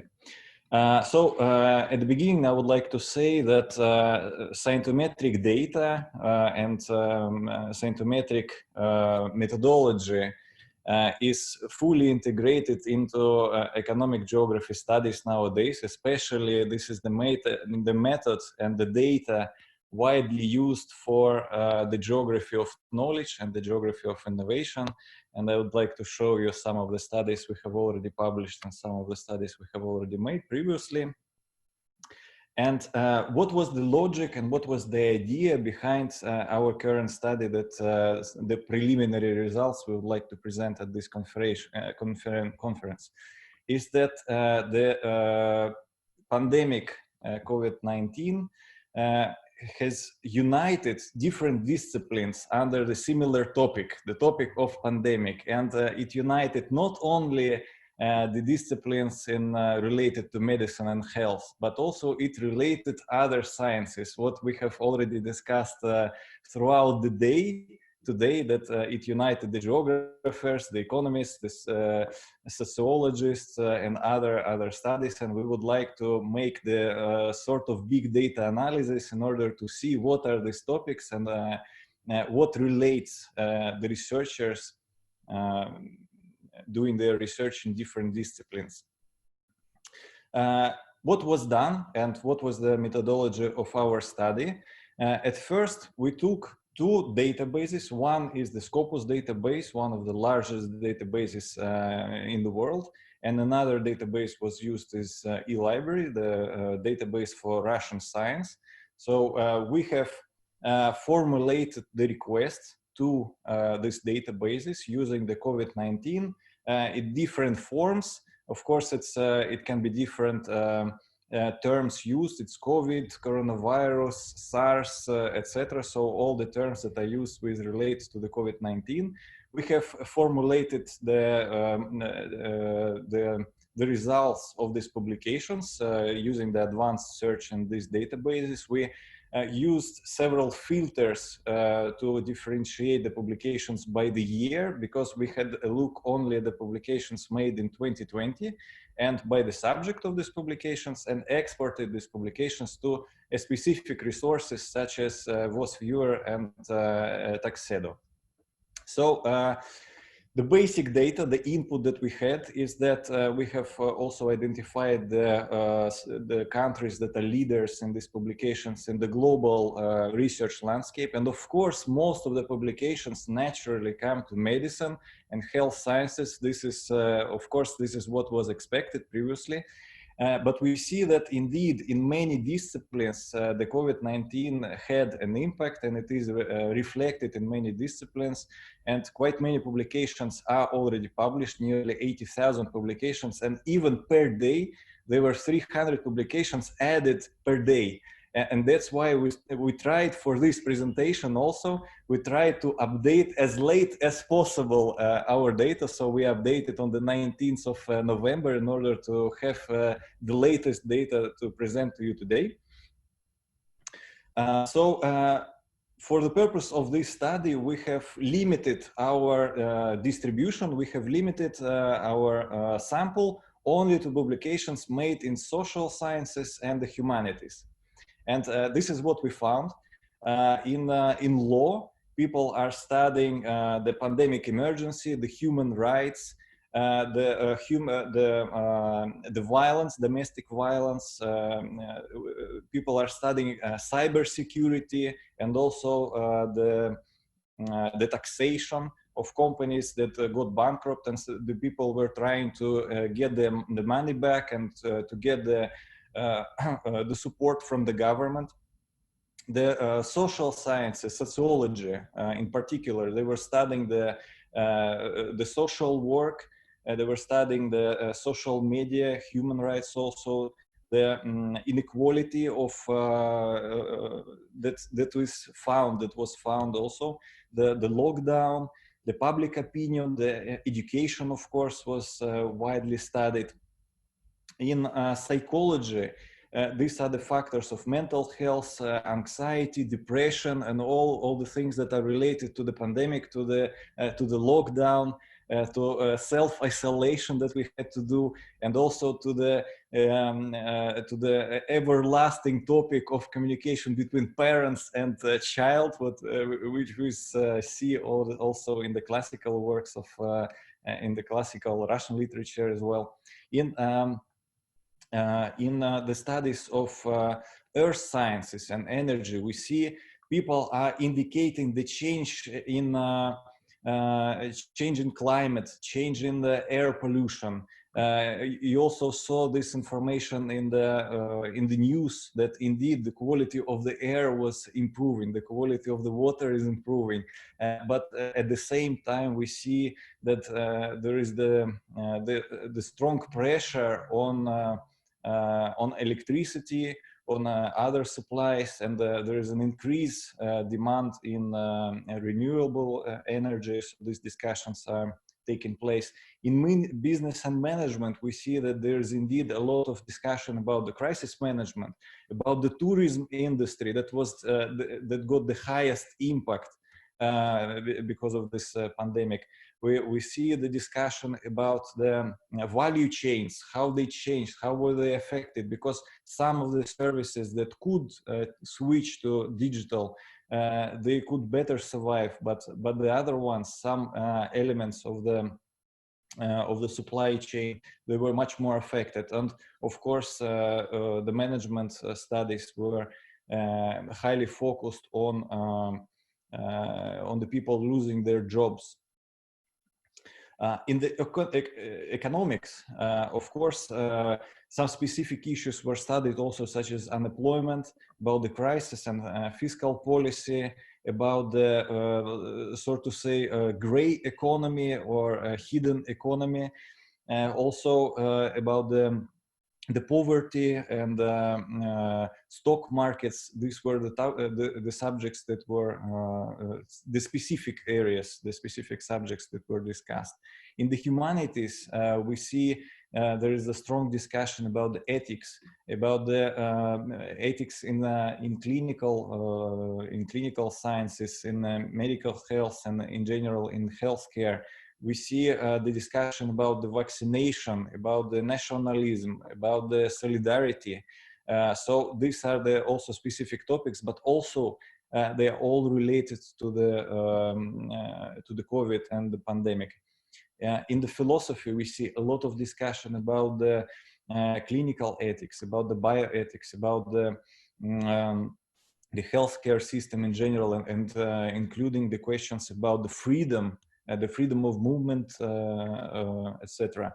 So about Russia, in participation of Russia in international knowledge landscape, we see that indeed there are also publications available, and as well as in international landscape, we see that the publications made by Russian institutions are also predominantly made in medicine, but also there are quite many publications available in other sciences, and really many publications are made in international collaboration. And this is also the specificity of this year of 2020, is that much more publications are made in international collaboration than in a regular year, let's say. But due to the fact that still there are not so many publications made by Russian authors, there are only 723 identified, we decided, in order to check what are the subject areas, what are the issues mostly discussed by Russian scientists, we decided to take e-library, which is the largest national repository of publications made by Russian scholars or Russian-speaking scholars. Of course, again, there most of the publications related to COVID-19 are published in medicine, biology, health sciences, but still there are quite many publications made in other sciences, and we have identified that also in social sciences in general. There is a discussion on economic crisis, on digitalization, on remote work, distant work, on state support of entrepreneurship.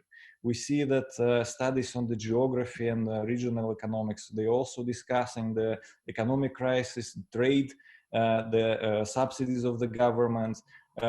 Again, we see this indication, separate and individual indication of tourism industry, because it was the highest affected, and also about the small and medium-sized enterprises, about unemployment, and also quite strong discussion about impossibility of predictions and of forecasts, because most of the forecasts, they actually didn't work, they didn't work out. Nobody could predict this situation coming out. Also in political science, we see quite a strong discussion about oil and gas, that the prices significantly dropped and it affected. And also, of course, in terms of Russia, there was a strong discussion about elections and protests. About law, in law, we see there is also strong correlation with international topics, and we see that there are topics of cybersecurity, about the bankruptcy, about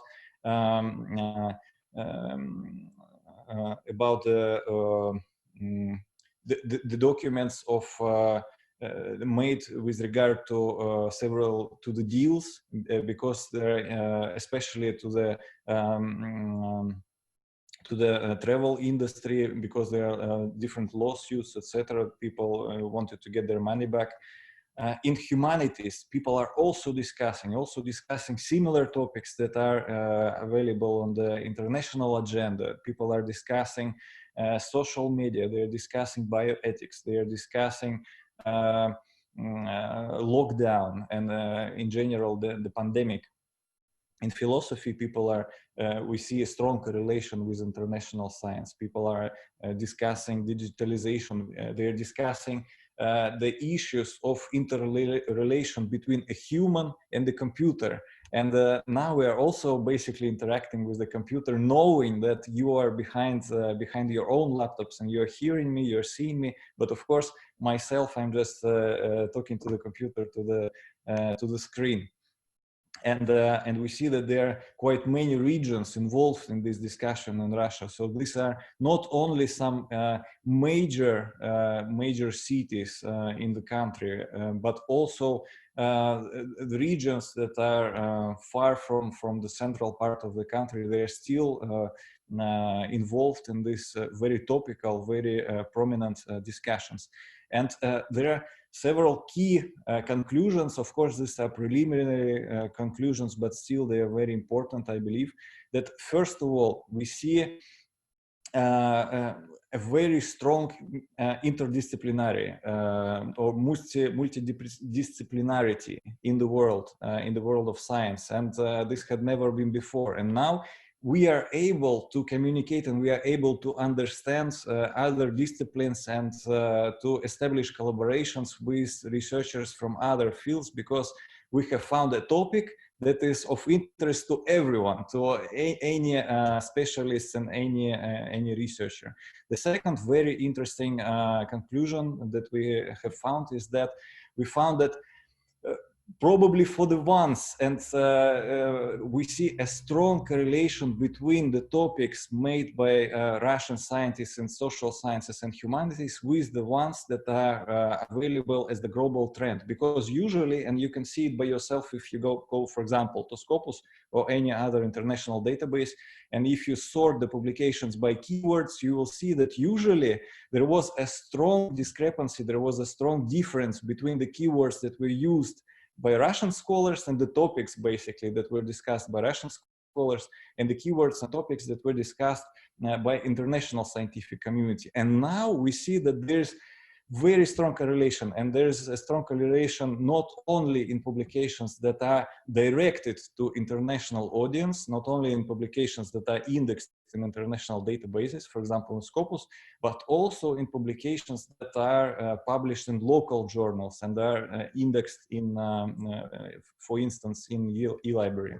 And last but not least, we found that of course, there's one more evidence that scientometrics and scientometrics data and methods can be widely applied to geographical science, to the study of geography of innovation, to the study of geography of science and other specifics. So I would like to just point attention to this fact as well, and urge you to maybe try and use this input to your own research ideas and your own research topics.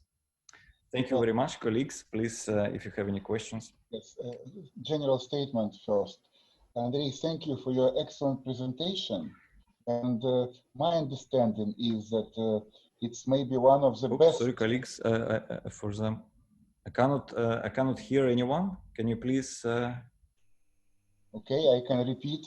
Ah, yes, thank you. Now I can hear. Okay, Andrej, my understanding is that it is one of the best presentation on the usage of the semantic analysis in our regional studies and in COVID-19 studies. We in Moscow use at the university in vivo. You, as I understood, was viewer. And of course, it's very impressive and interesting to look at the potential of this semantic analysis in your hands. That's my statement.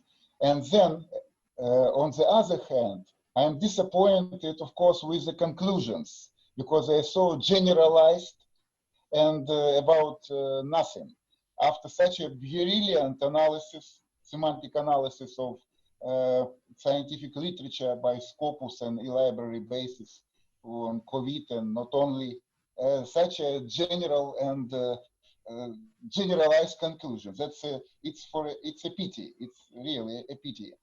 Yes, and of course, I think that I am a proponent of this method, semantic analysis. I mean, a proponent really, and it seems to me that you can use it in a more narrow problems, not only in problems like COVID-19, but in a more narrow, like reaction to this or that event, social in regions, etc. And my understanding is that the narrow will be the statement of initial research hypothesis. Maybe the more powerful will be results of the semantic analysis. And in Europe, the proponent of this analysis is, of course, Günther Meyer, who will be tomorrow. He, in 2014 at the St. Petersburg Congress, made a speech on text mining in YERSA papers for 10 years and showed us the potential of this method.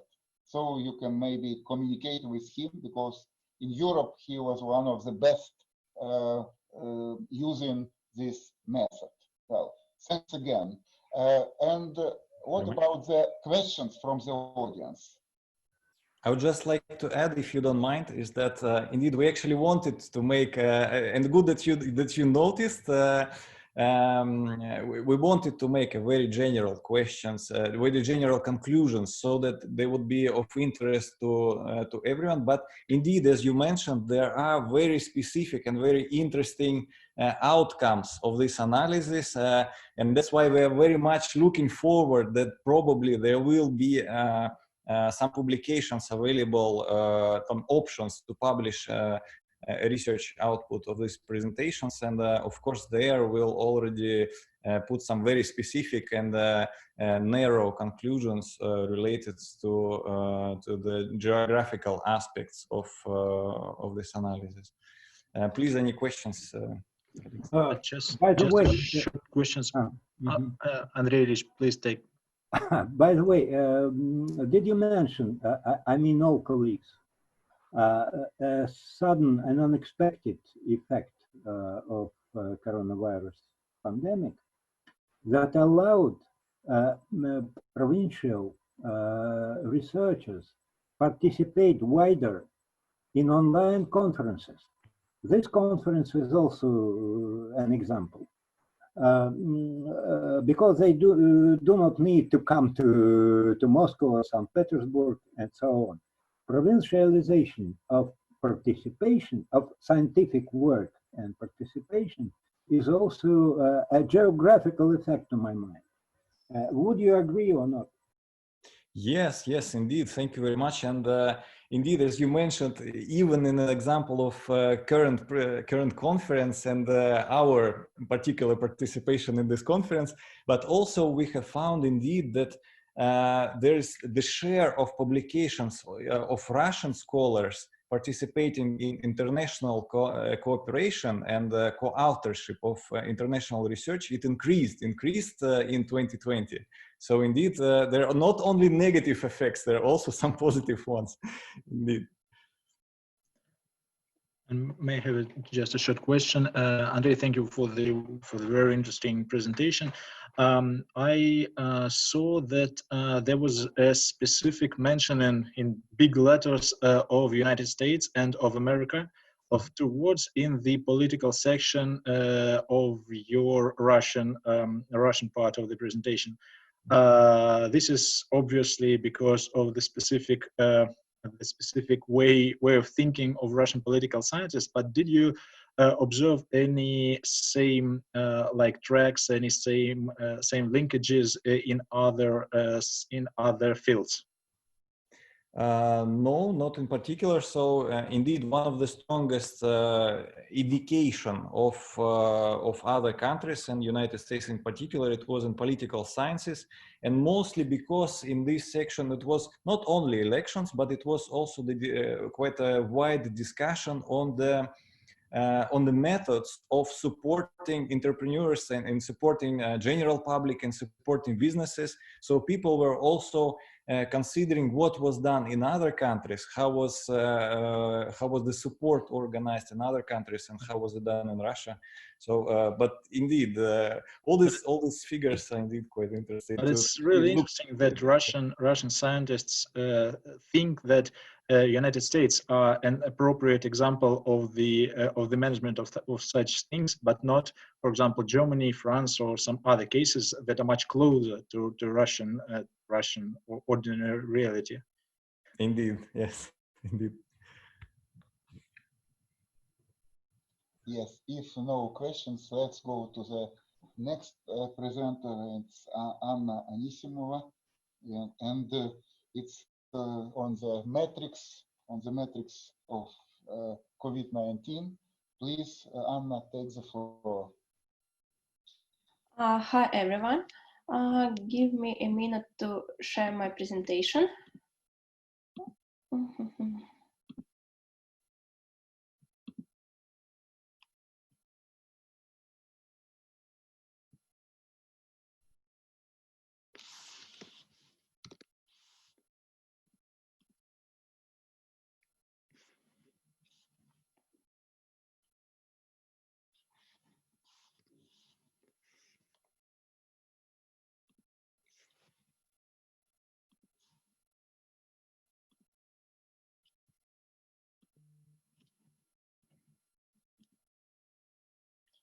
Okay, I think now you should see it. Yes, we can see. Okay, so today I would like to show and discuss the results of COVID metrics developed by Habidatum company, and especially me and my colleagues Mikhail Topnikov and Daniil Gorokhov, who is unfortunately not with us today, and show some research that we did in Moscow during the period of lockdown, and show how these metrics could lead us to some interesting points. So why we use and analyze mobility data?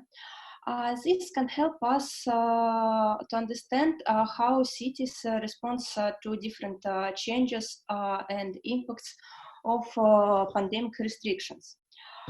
For example, we can advise some master planning solutions based on data analytics and spatial temporal patterns that we can observe from such kind of analysis. These metrics can be provided both as data feeds for any further analysis, as well as be presented via different interfaces, dashboards, etc., where you can visualize some patterns and have examples as you can see on the slide, like maps and so on. Excuse me. So today I would like especially speak about our projects, a project that we did together with TAS and Moscow Center for Urbanism. And this project analyzes socioeconomic monitoring of Moscow districts and how different parts of city lives answers to the pandemic restrictions and how did they perform during lockdown. Sorry, I would like Mikhail to help me if I wouldn't be able to continue my speaking. Yeah, sure. So the main parts I would like to speak today is analysis of metro stations and how different parts of Moscow with metro stations, how metro stations attract people, where people still were active outside their houses, and which parts of the city was not that active. We analyzed 2 periods, 2 first weeks of March and 2 first weeks of April, from 1st of March till 14th, and in April it was also 2 first weeks from 1st to 13th. You can see that city was divided to small cells. Each of it was 215 meters. And we analyzed two kinds of cells. Home, like called home cells, where the signal from mobile phones of people were caged during the night, and the period of signal was more than 8 hours. And other cells that can be public spaces, business centers, commercial areas, etc.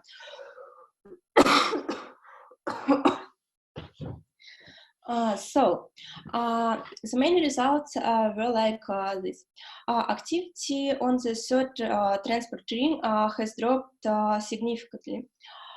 The metro station inside the ring also had a decline in activity. The exception of this could be like a huge transport hub, like Kutuzovskaya station, and etc.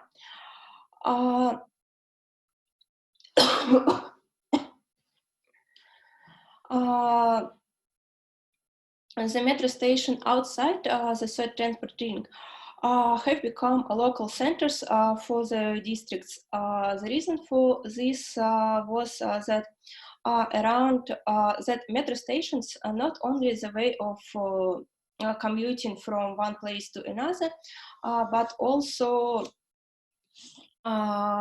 we can find a lot of supermarkets, grocery shops, pharmacies, and some small commercial activities around them. So people do not move from place to place during lockdown, but they still use some services around metro stations.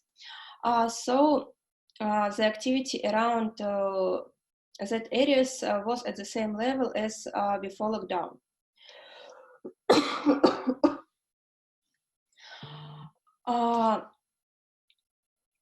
Some places inside the third transport ring, especially in the center, dropped in the level of activities just because people do not visit some points of attractions that they used to visit before during the restrictions in their mobility. Mikhail, can you help me from this place? Oh boy, oh boy. Okay. So you will be like switching slides or what? I don't get. Okay. So the other part was the study of different shopping malls and street retail and how did they cope with the COVID-19 situation, and actually and how the mobility affected them also. So the mobility has actually declined around all the major shopping malls in Moscow, and at the same time the local street retails have been still attracting a lot of people, because people tended to use the nearest facilities to their home locations, and so also the density came lower in outskirts and the course of neighborhoods. If we speak about commercial density and diversity due to lockdown closure, and the most significant was the drop in functional diversity in the city center and course of neighborhoods. So here I have it. This on the next slide.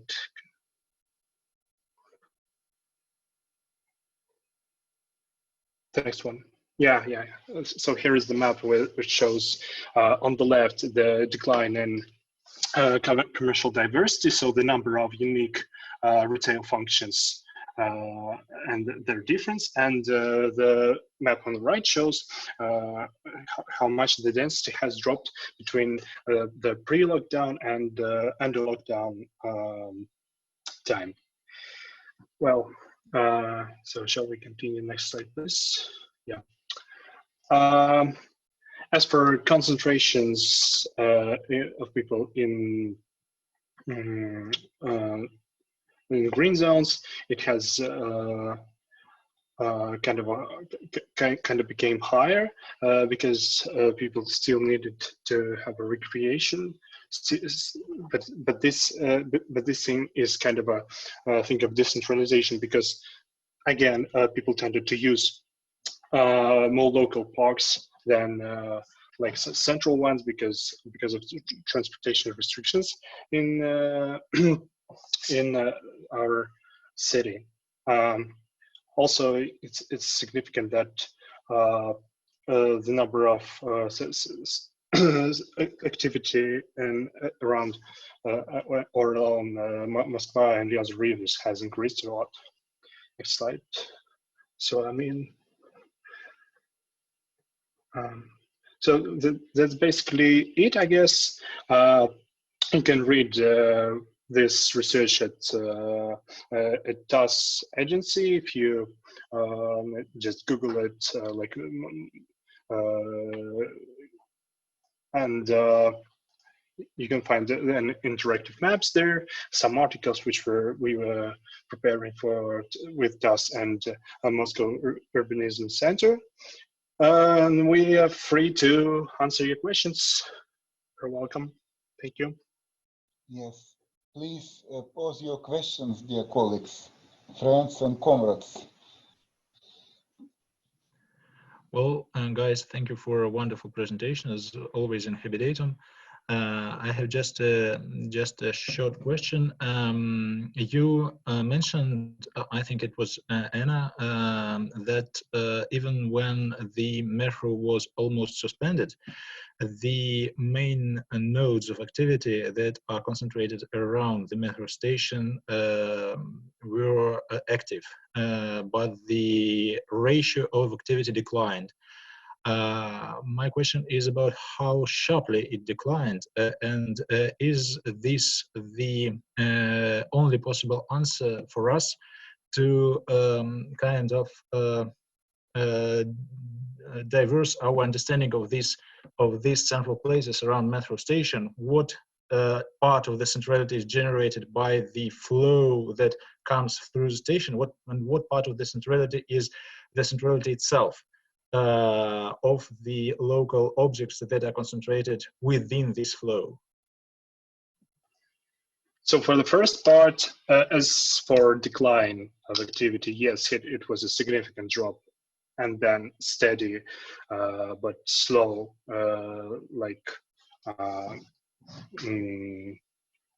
dynamics towards the previous pre-quarantine level. As for centrality, as you know, the centrality does not exist without people, actually. And so if we trying to build the centrality based on only retail functions, is just a skeleton. And we can say that much on. So I see you don't like the answer. So could you please maybe make it more precise question? Yeah, my question was just a bit about another thing. Well, we have two centralities. One which is calculated in the ordinary day with the whole amount of people, either that use this center as their local center, or the people that use this center as a transit point and have some central functions in this transit point.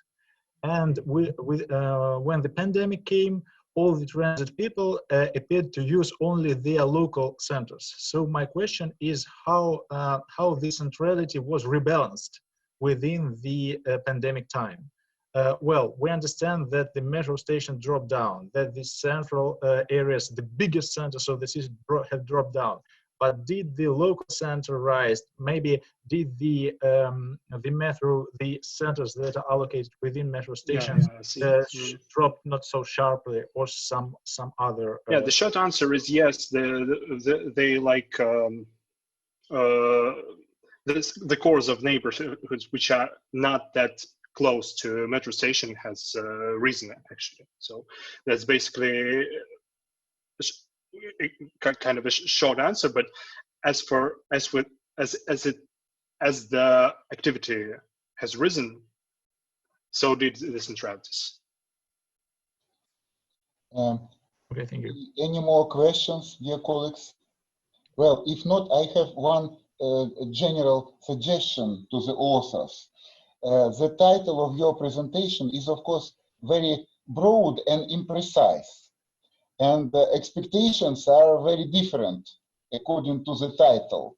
And in reality, it's, of course, the core of the research is metro stations as nodes inside the urban structure, which is like an impetus of your research, of your study.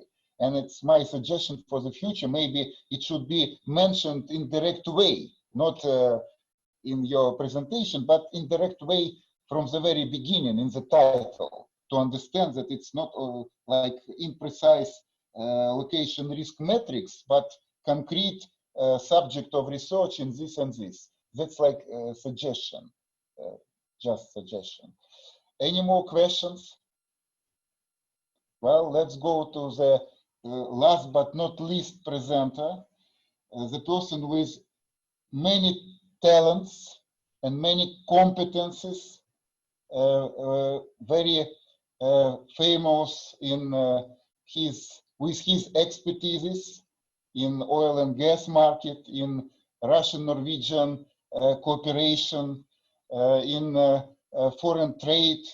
I mean Andrej Krivorotov, and I'm very happy to have him here at our conference.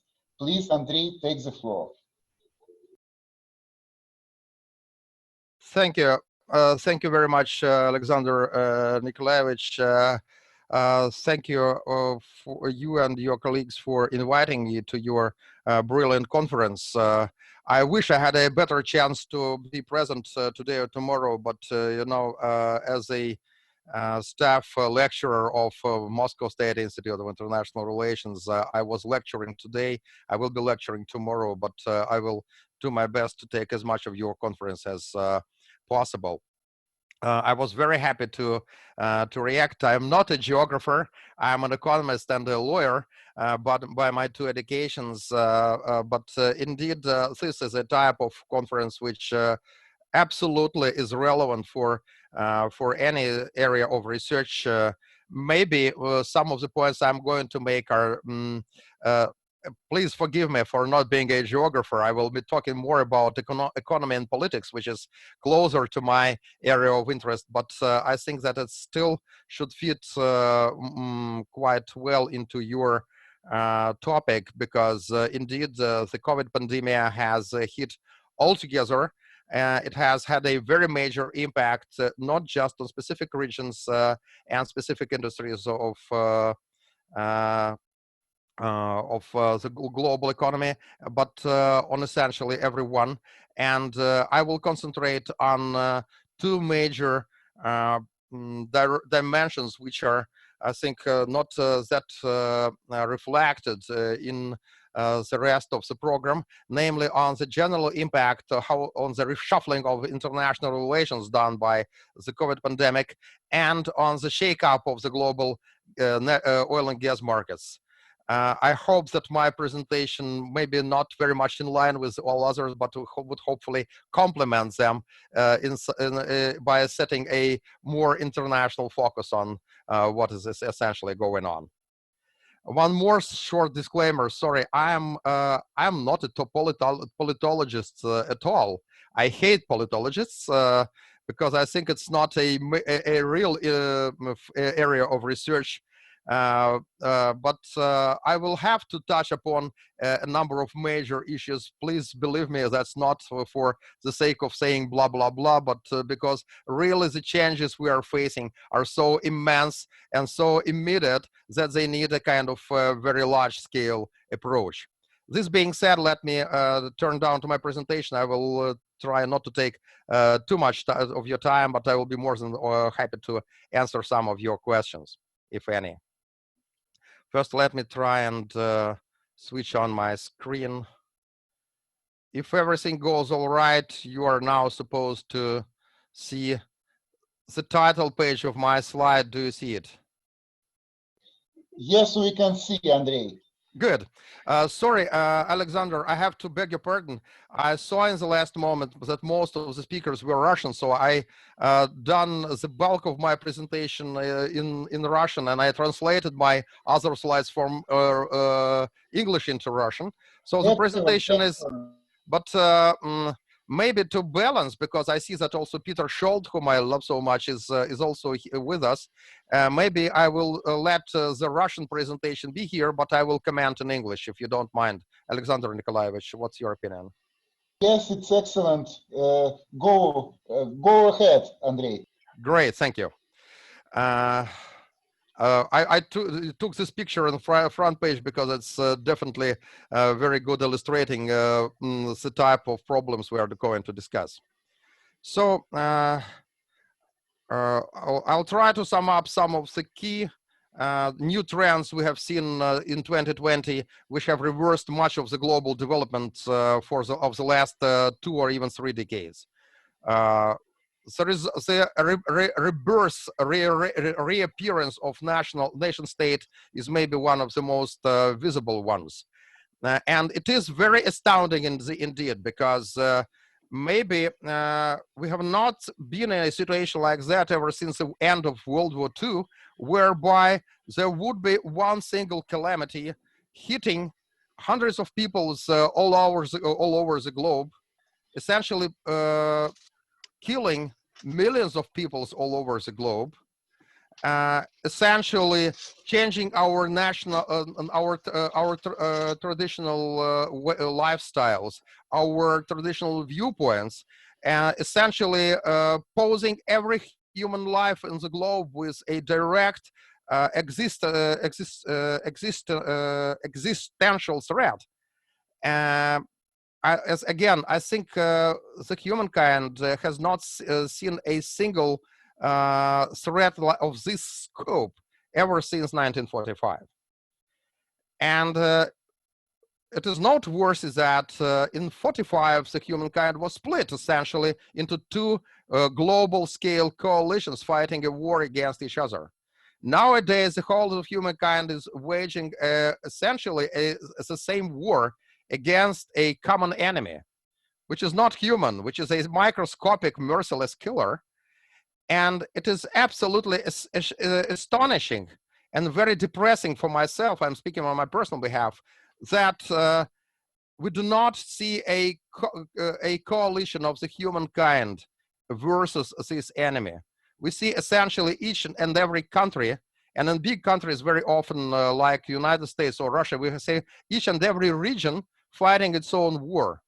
There are attempts to coordinate, there are attempts to do something on the global scale, but altogether we see that the European Union has restored all the national barriers with national regimes in each of these countries. We see Russia, where essentially the federal government deliberately delegated much of the authority to the regions. We see United States, whereby the various states essentially fought for getting more independence, for getting more hands-free to address that.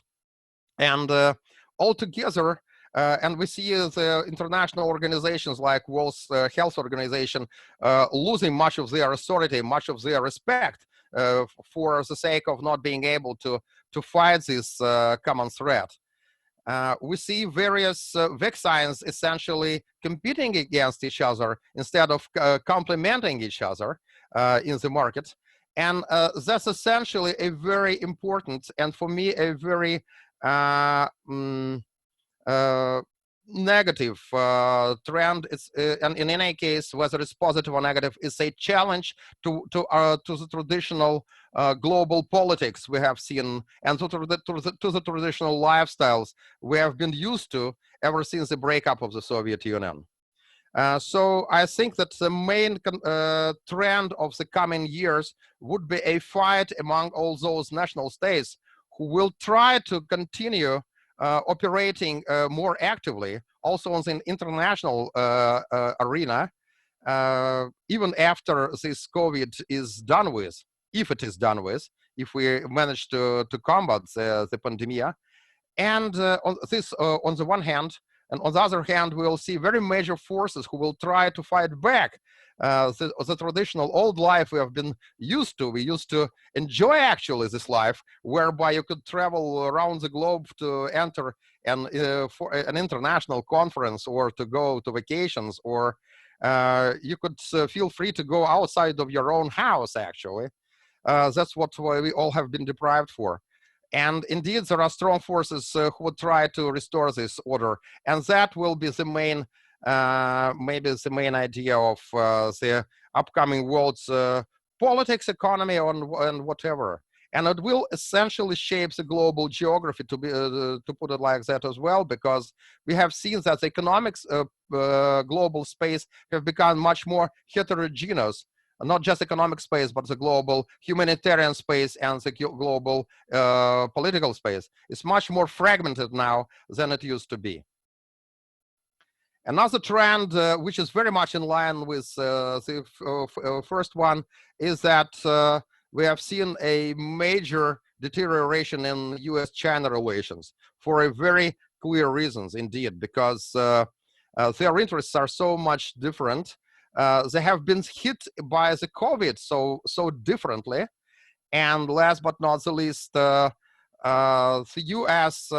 Domestic policy situation, as we see, the domestic policy situation is also very contrasting in both countries.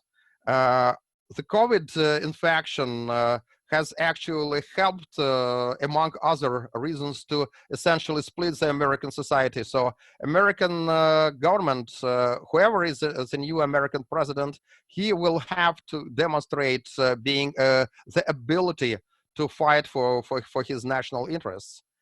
While in China, it's an absolutely astounding example again. China, which has been the originator of this virus. Sorry, I don't want to be politically incorrect. China is the country where the virus originated. It was the first country to be hit by this virus, but it was also the first country to combat this virus. And to the contrary of all of other big nations like Russia, United States, or Brazil, the Chinese have fought the virus in a very centralized way. They have had a single policy for the biggest country in the world in terms of the manpower, and they have been first to essentially down that to negligible levels. That's absolutely impressing, and indeed it is very clear that the countries who are most successful in fighting this COVID pandemic will be the winners of tomorrow's world. That's what makes the Americans so much worried, and that's why. So it was not personally Donald Trump who was fighting China in the last couple of years. Indeed, Joe Biden can have very different approaches to that, but the problem is there. It will not be removed by the US elections. Just a small illustration. Sorry, I didn't have a time. I was painting a map, but I didn't have time to paint it. But you might have heard about the Trans-Pacific Trade and Investment Partnership, TPTIP, which was a flagship project by President Obama. He spent several years of his life negotiating a deal, including America and its major partners in the Pacific Rim, such as Japan, Southeastern Asian nations, ASEAN countries, Australia, New Zealand, Canada, and so on. China or Russia were not invited. That was a major pact finally masterminded and signed by President Obama. The first thing President Trump did was dissolving this pact.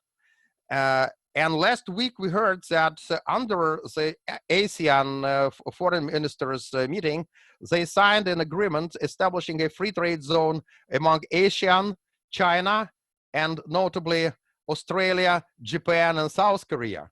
All the very strong political allies of the United States and even military allies, once they have seen that they are no longer needed by America, they have signed a free trade agreement with China. So there is a major redistribution of global power going on, and this will be again a challenge for the global politics. And speaking about Russia, it is definitely a major challenge for Russia. I will address that a little bit later. Last but not the least, as far as the global politics is going on, unfortunately what we have seen is the very major increase in all types of limitations of human freedoms, starting with the freedom of movement and ending up with a computer surveillance of everybody. And I'm very much afraid that these limitations will be there once COVID infection is over. That's a very bad lesson of this pandemic, which we have to take care of. And one more point, which I also made in an article which I published this summer with a French journal, is that once a COVID vaccine is ready, it was not at that moment, and you know that the tests are still ongoing, it will turn into one more test for the humanity. Because now we'll see an option. The developed countries can actually do concerted, coordinated efforts to help poor countries fight this disease. And you know, the poor countries like Brazil and India are now hardest hit. And it's just a matter of time when it will hit Africa to the extreme possible. And or the rich countries can essentially safeguard their own people and not care that much about COVID-19 in developing countries. Approximately what we have seen with AIDS. AIDS is not combated, it's more or less put under control in developed countries, and few people there care about the sufferings of Africa, where some countries are kind of hit by 30 or 40% of population by that. So there will be a number of very major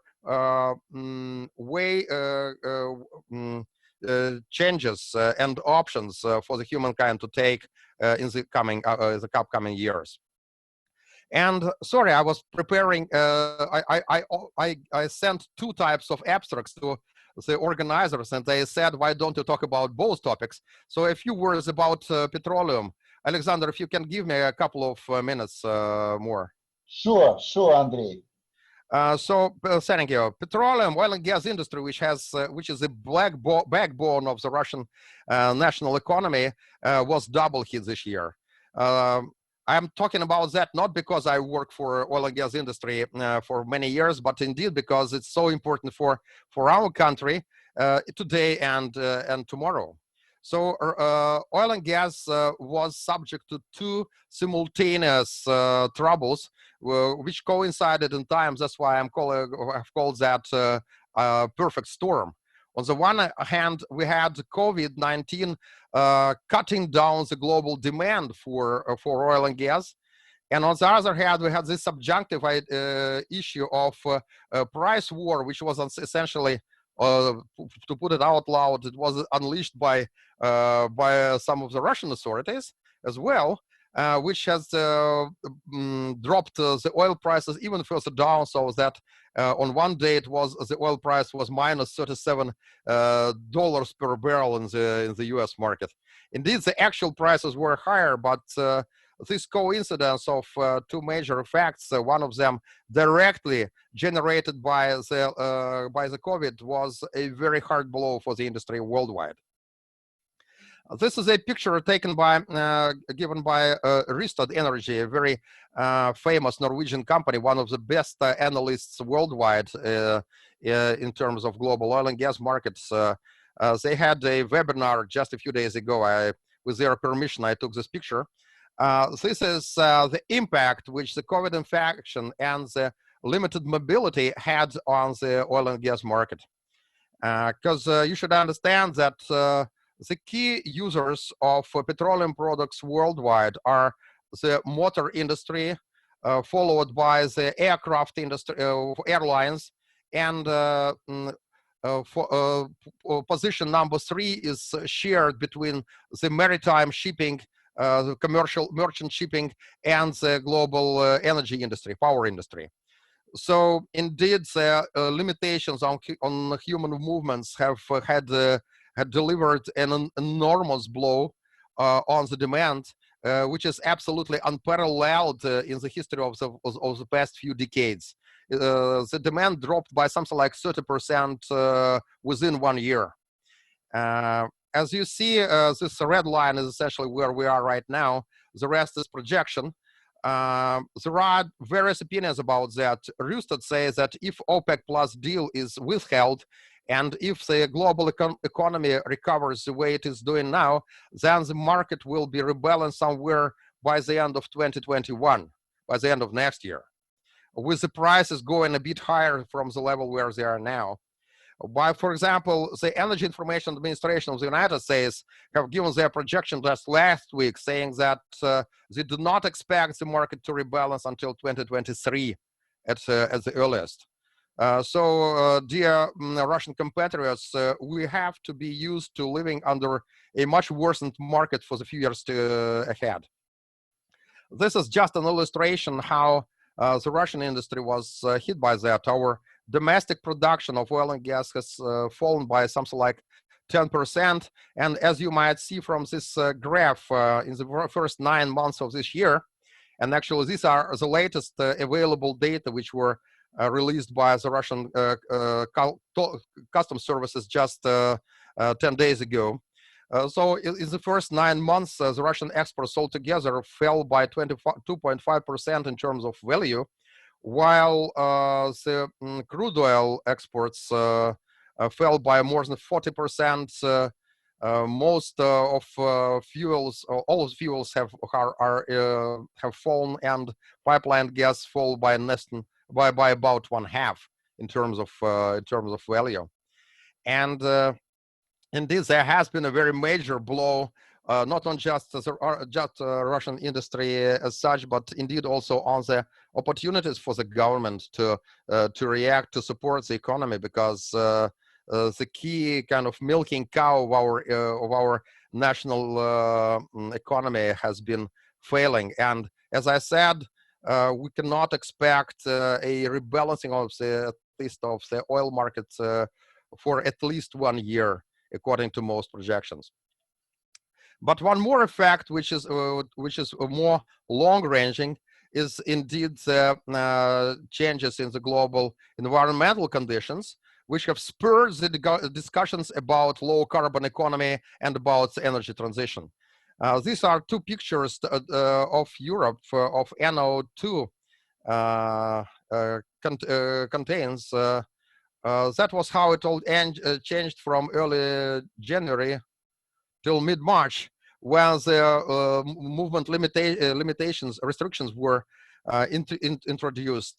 So indeed, now the economy is recovering, and the restrictions are not that heavy than they used to be a few months ago. But indeed, that was a very major argument in favor of a sped up energy transition, which includes several major components. It's a rapid development of renewable energy sources, increased energy efficiency, digitization, decentralization of power generation and power consumption, and last but not the least, also limitations in the use of plastics. And so the petrochemical industry might see very bad times in the years ahead as well.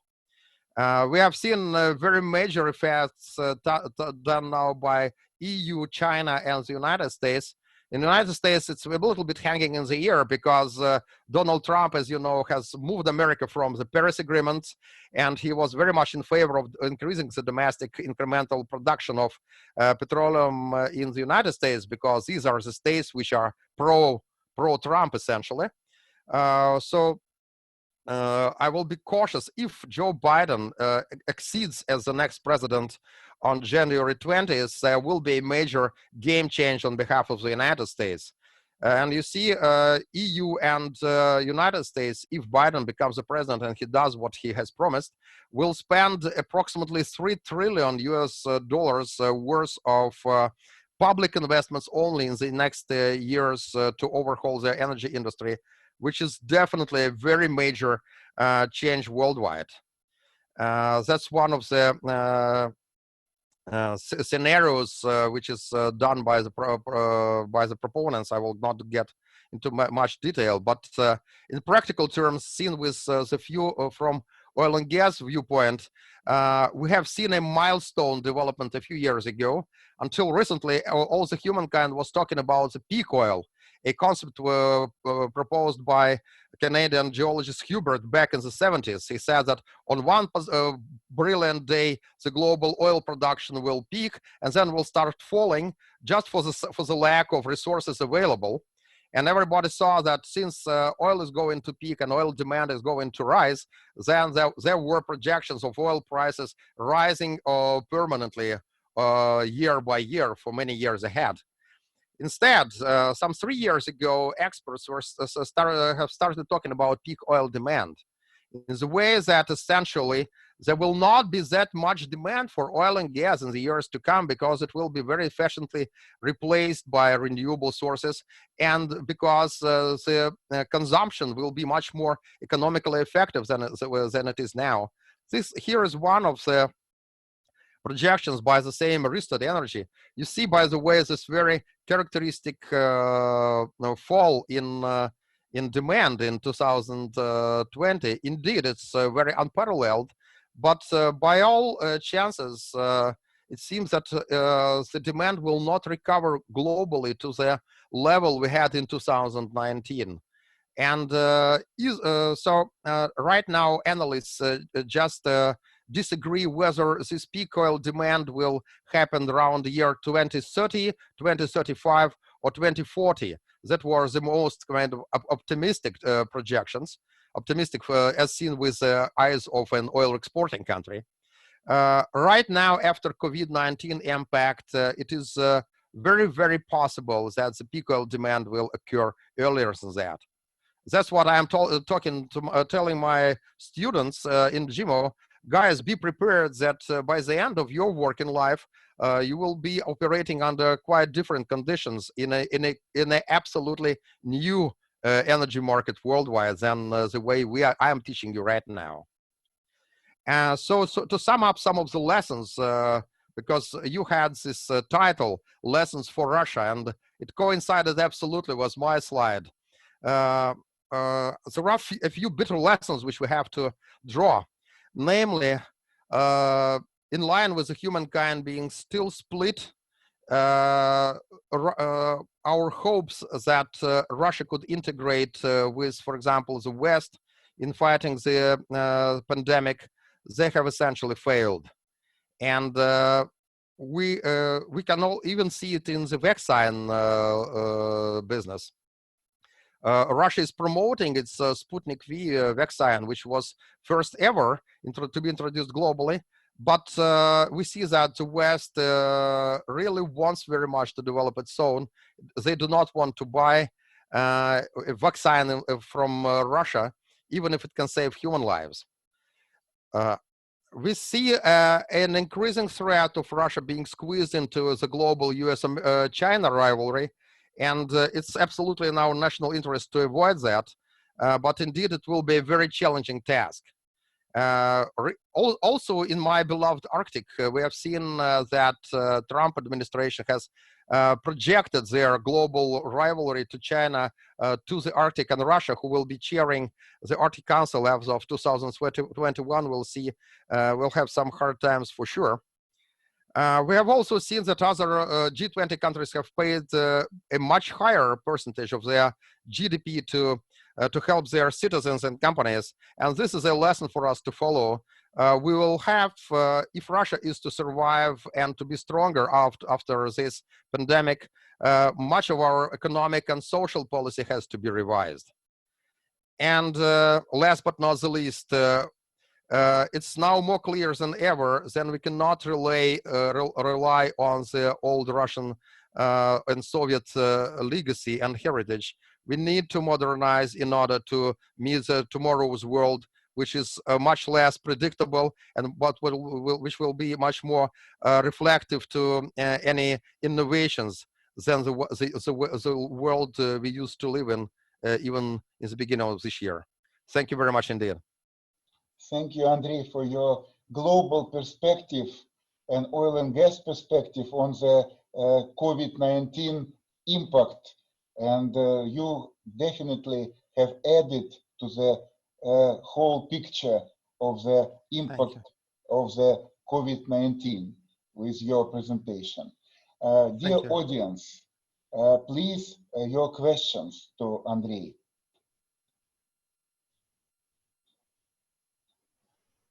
Well, tired, yes, I understood. I understood. Okay, yes, if you do have forces, we can spend a couple of not minutes, 5, maybe more minutes for general discussion. If not, well, I can only invite you to see again tomorrow. But if you do have some discussions and participation in it, you are welcome. Well, if not, I would like to express my personal feelings. Sorry, Alexander, I was actually going to ask you about about your impressions. Sorry. Andrej, tell me again. Yes, I said you just anticipated my question. I was going to ask you about your impressions of the day. Yes, but if the audience keep silence on your presentation, I mean questions, well, I can give, yes, general impression. I am happy, dear colleagues, friends, and comrades, well, to share my opinion that we do have new generation of young and talented scholars in regional science, economic geography, and regional economics. And if I can, I definitely should invite all of you to the ERSA Congress, because the level of your presentations is absolutely to the level of ERSA Congresses, not for the youngsters, but for the elders and experts, etc. And so that's one of the maybe strongest impression, my personal impression, at the end of this day. So really, I am very honest and sincere, thanks to you, and especially to the young generation, because it's very important to have this new generation of devoted to the regions and to the economic geography scholars. And during this day, I did have this impression that we are waiting and we are looking forward to have such new generation, new brave generation. That's my opinion, and I'm obliged to express it in an open way to all of you. So thank you. And if no questions, well, tomorrow we'll meet again at 10. Thank you very much, dear colleagues. Have a good day. Yeah, thank you very much. Thank you. Thank you. Goodbye. Thank you all together. Bye.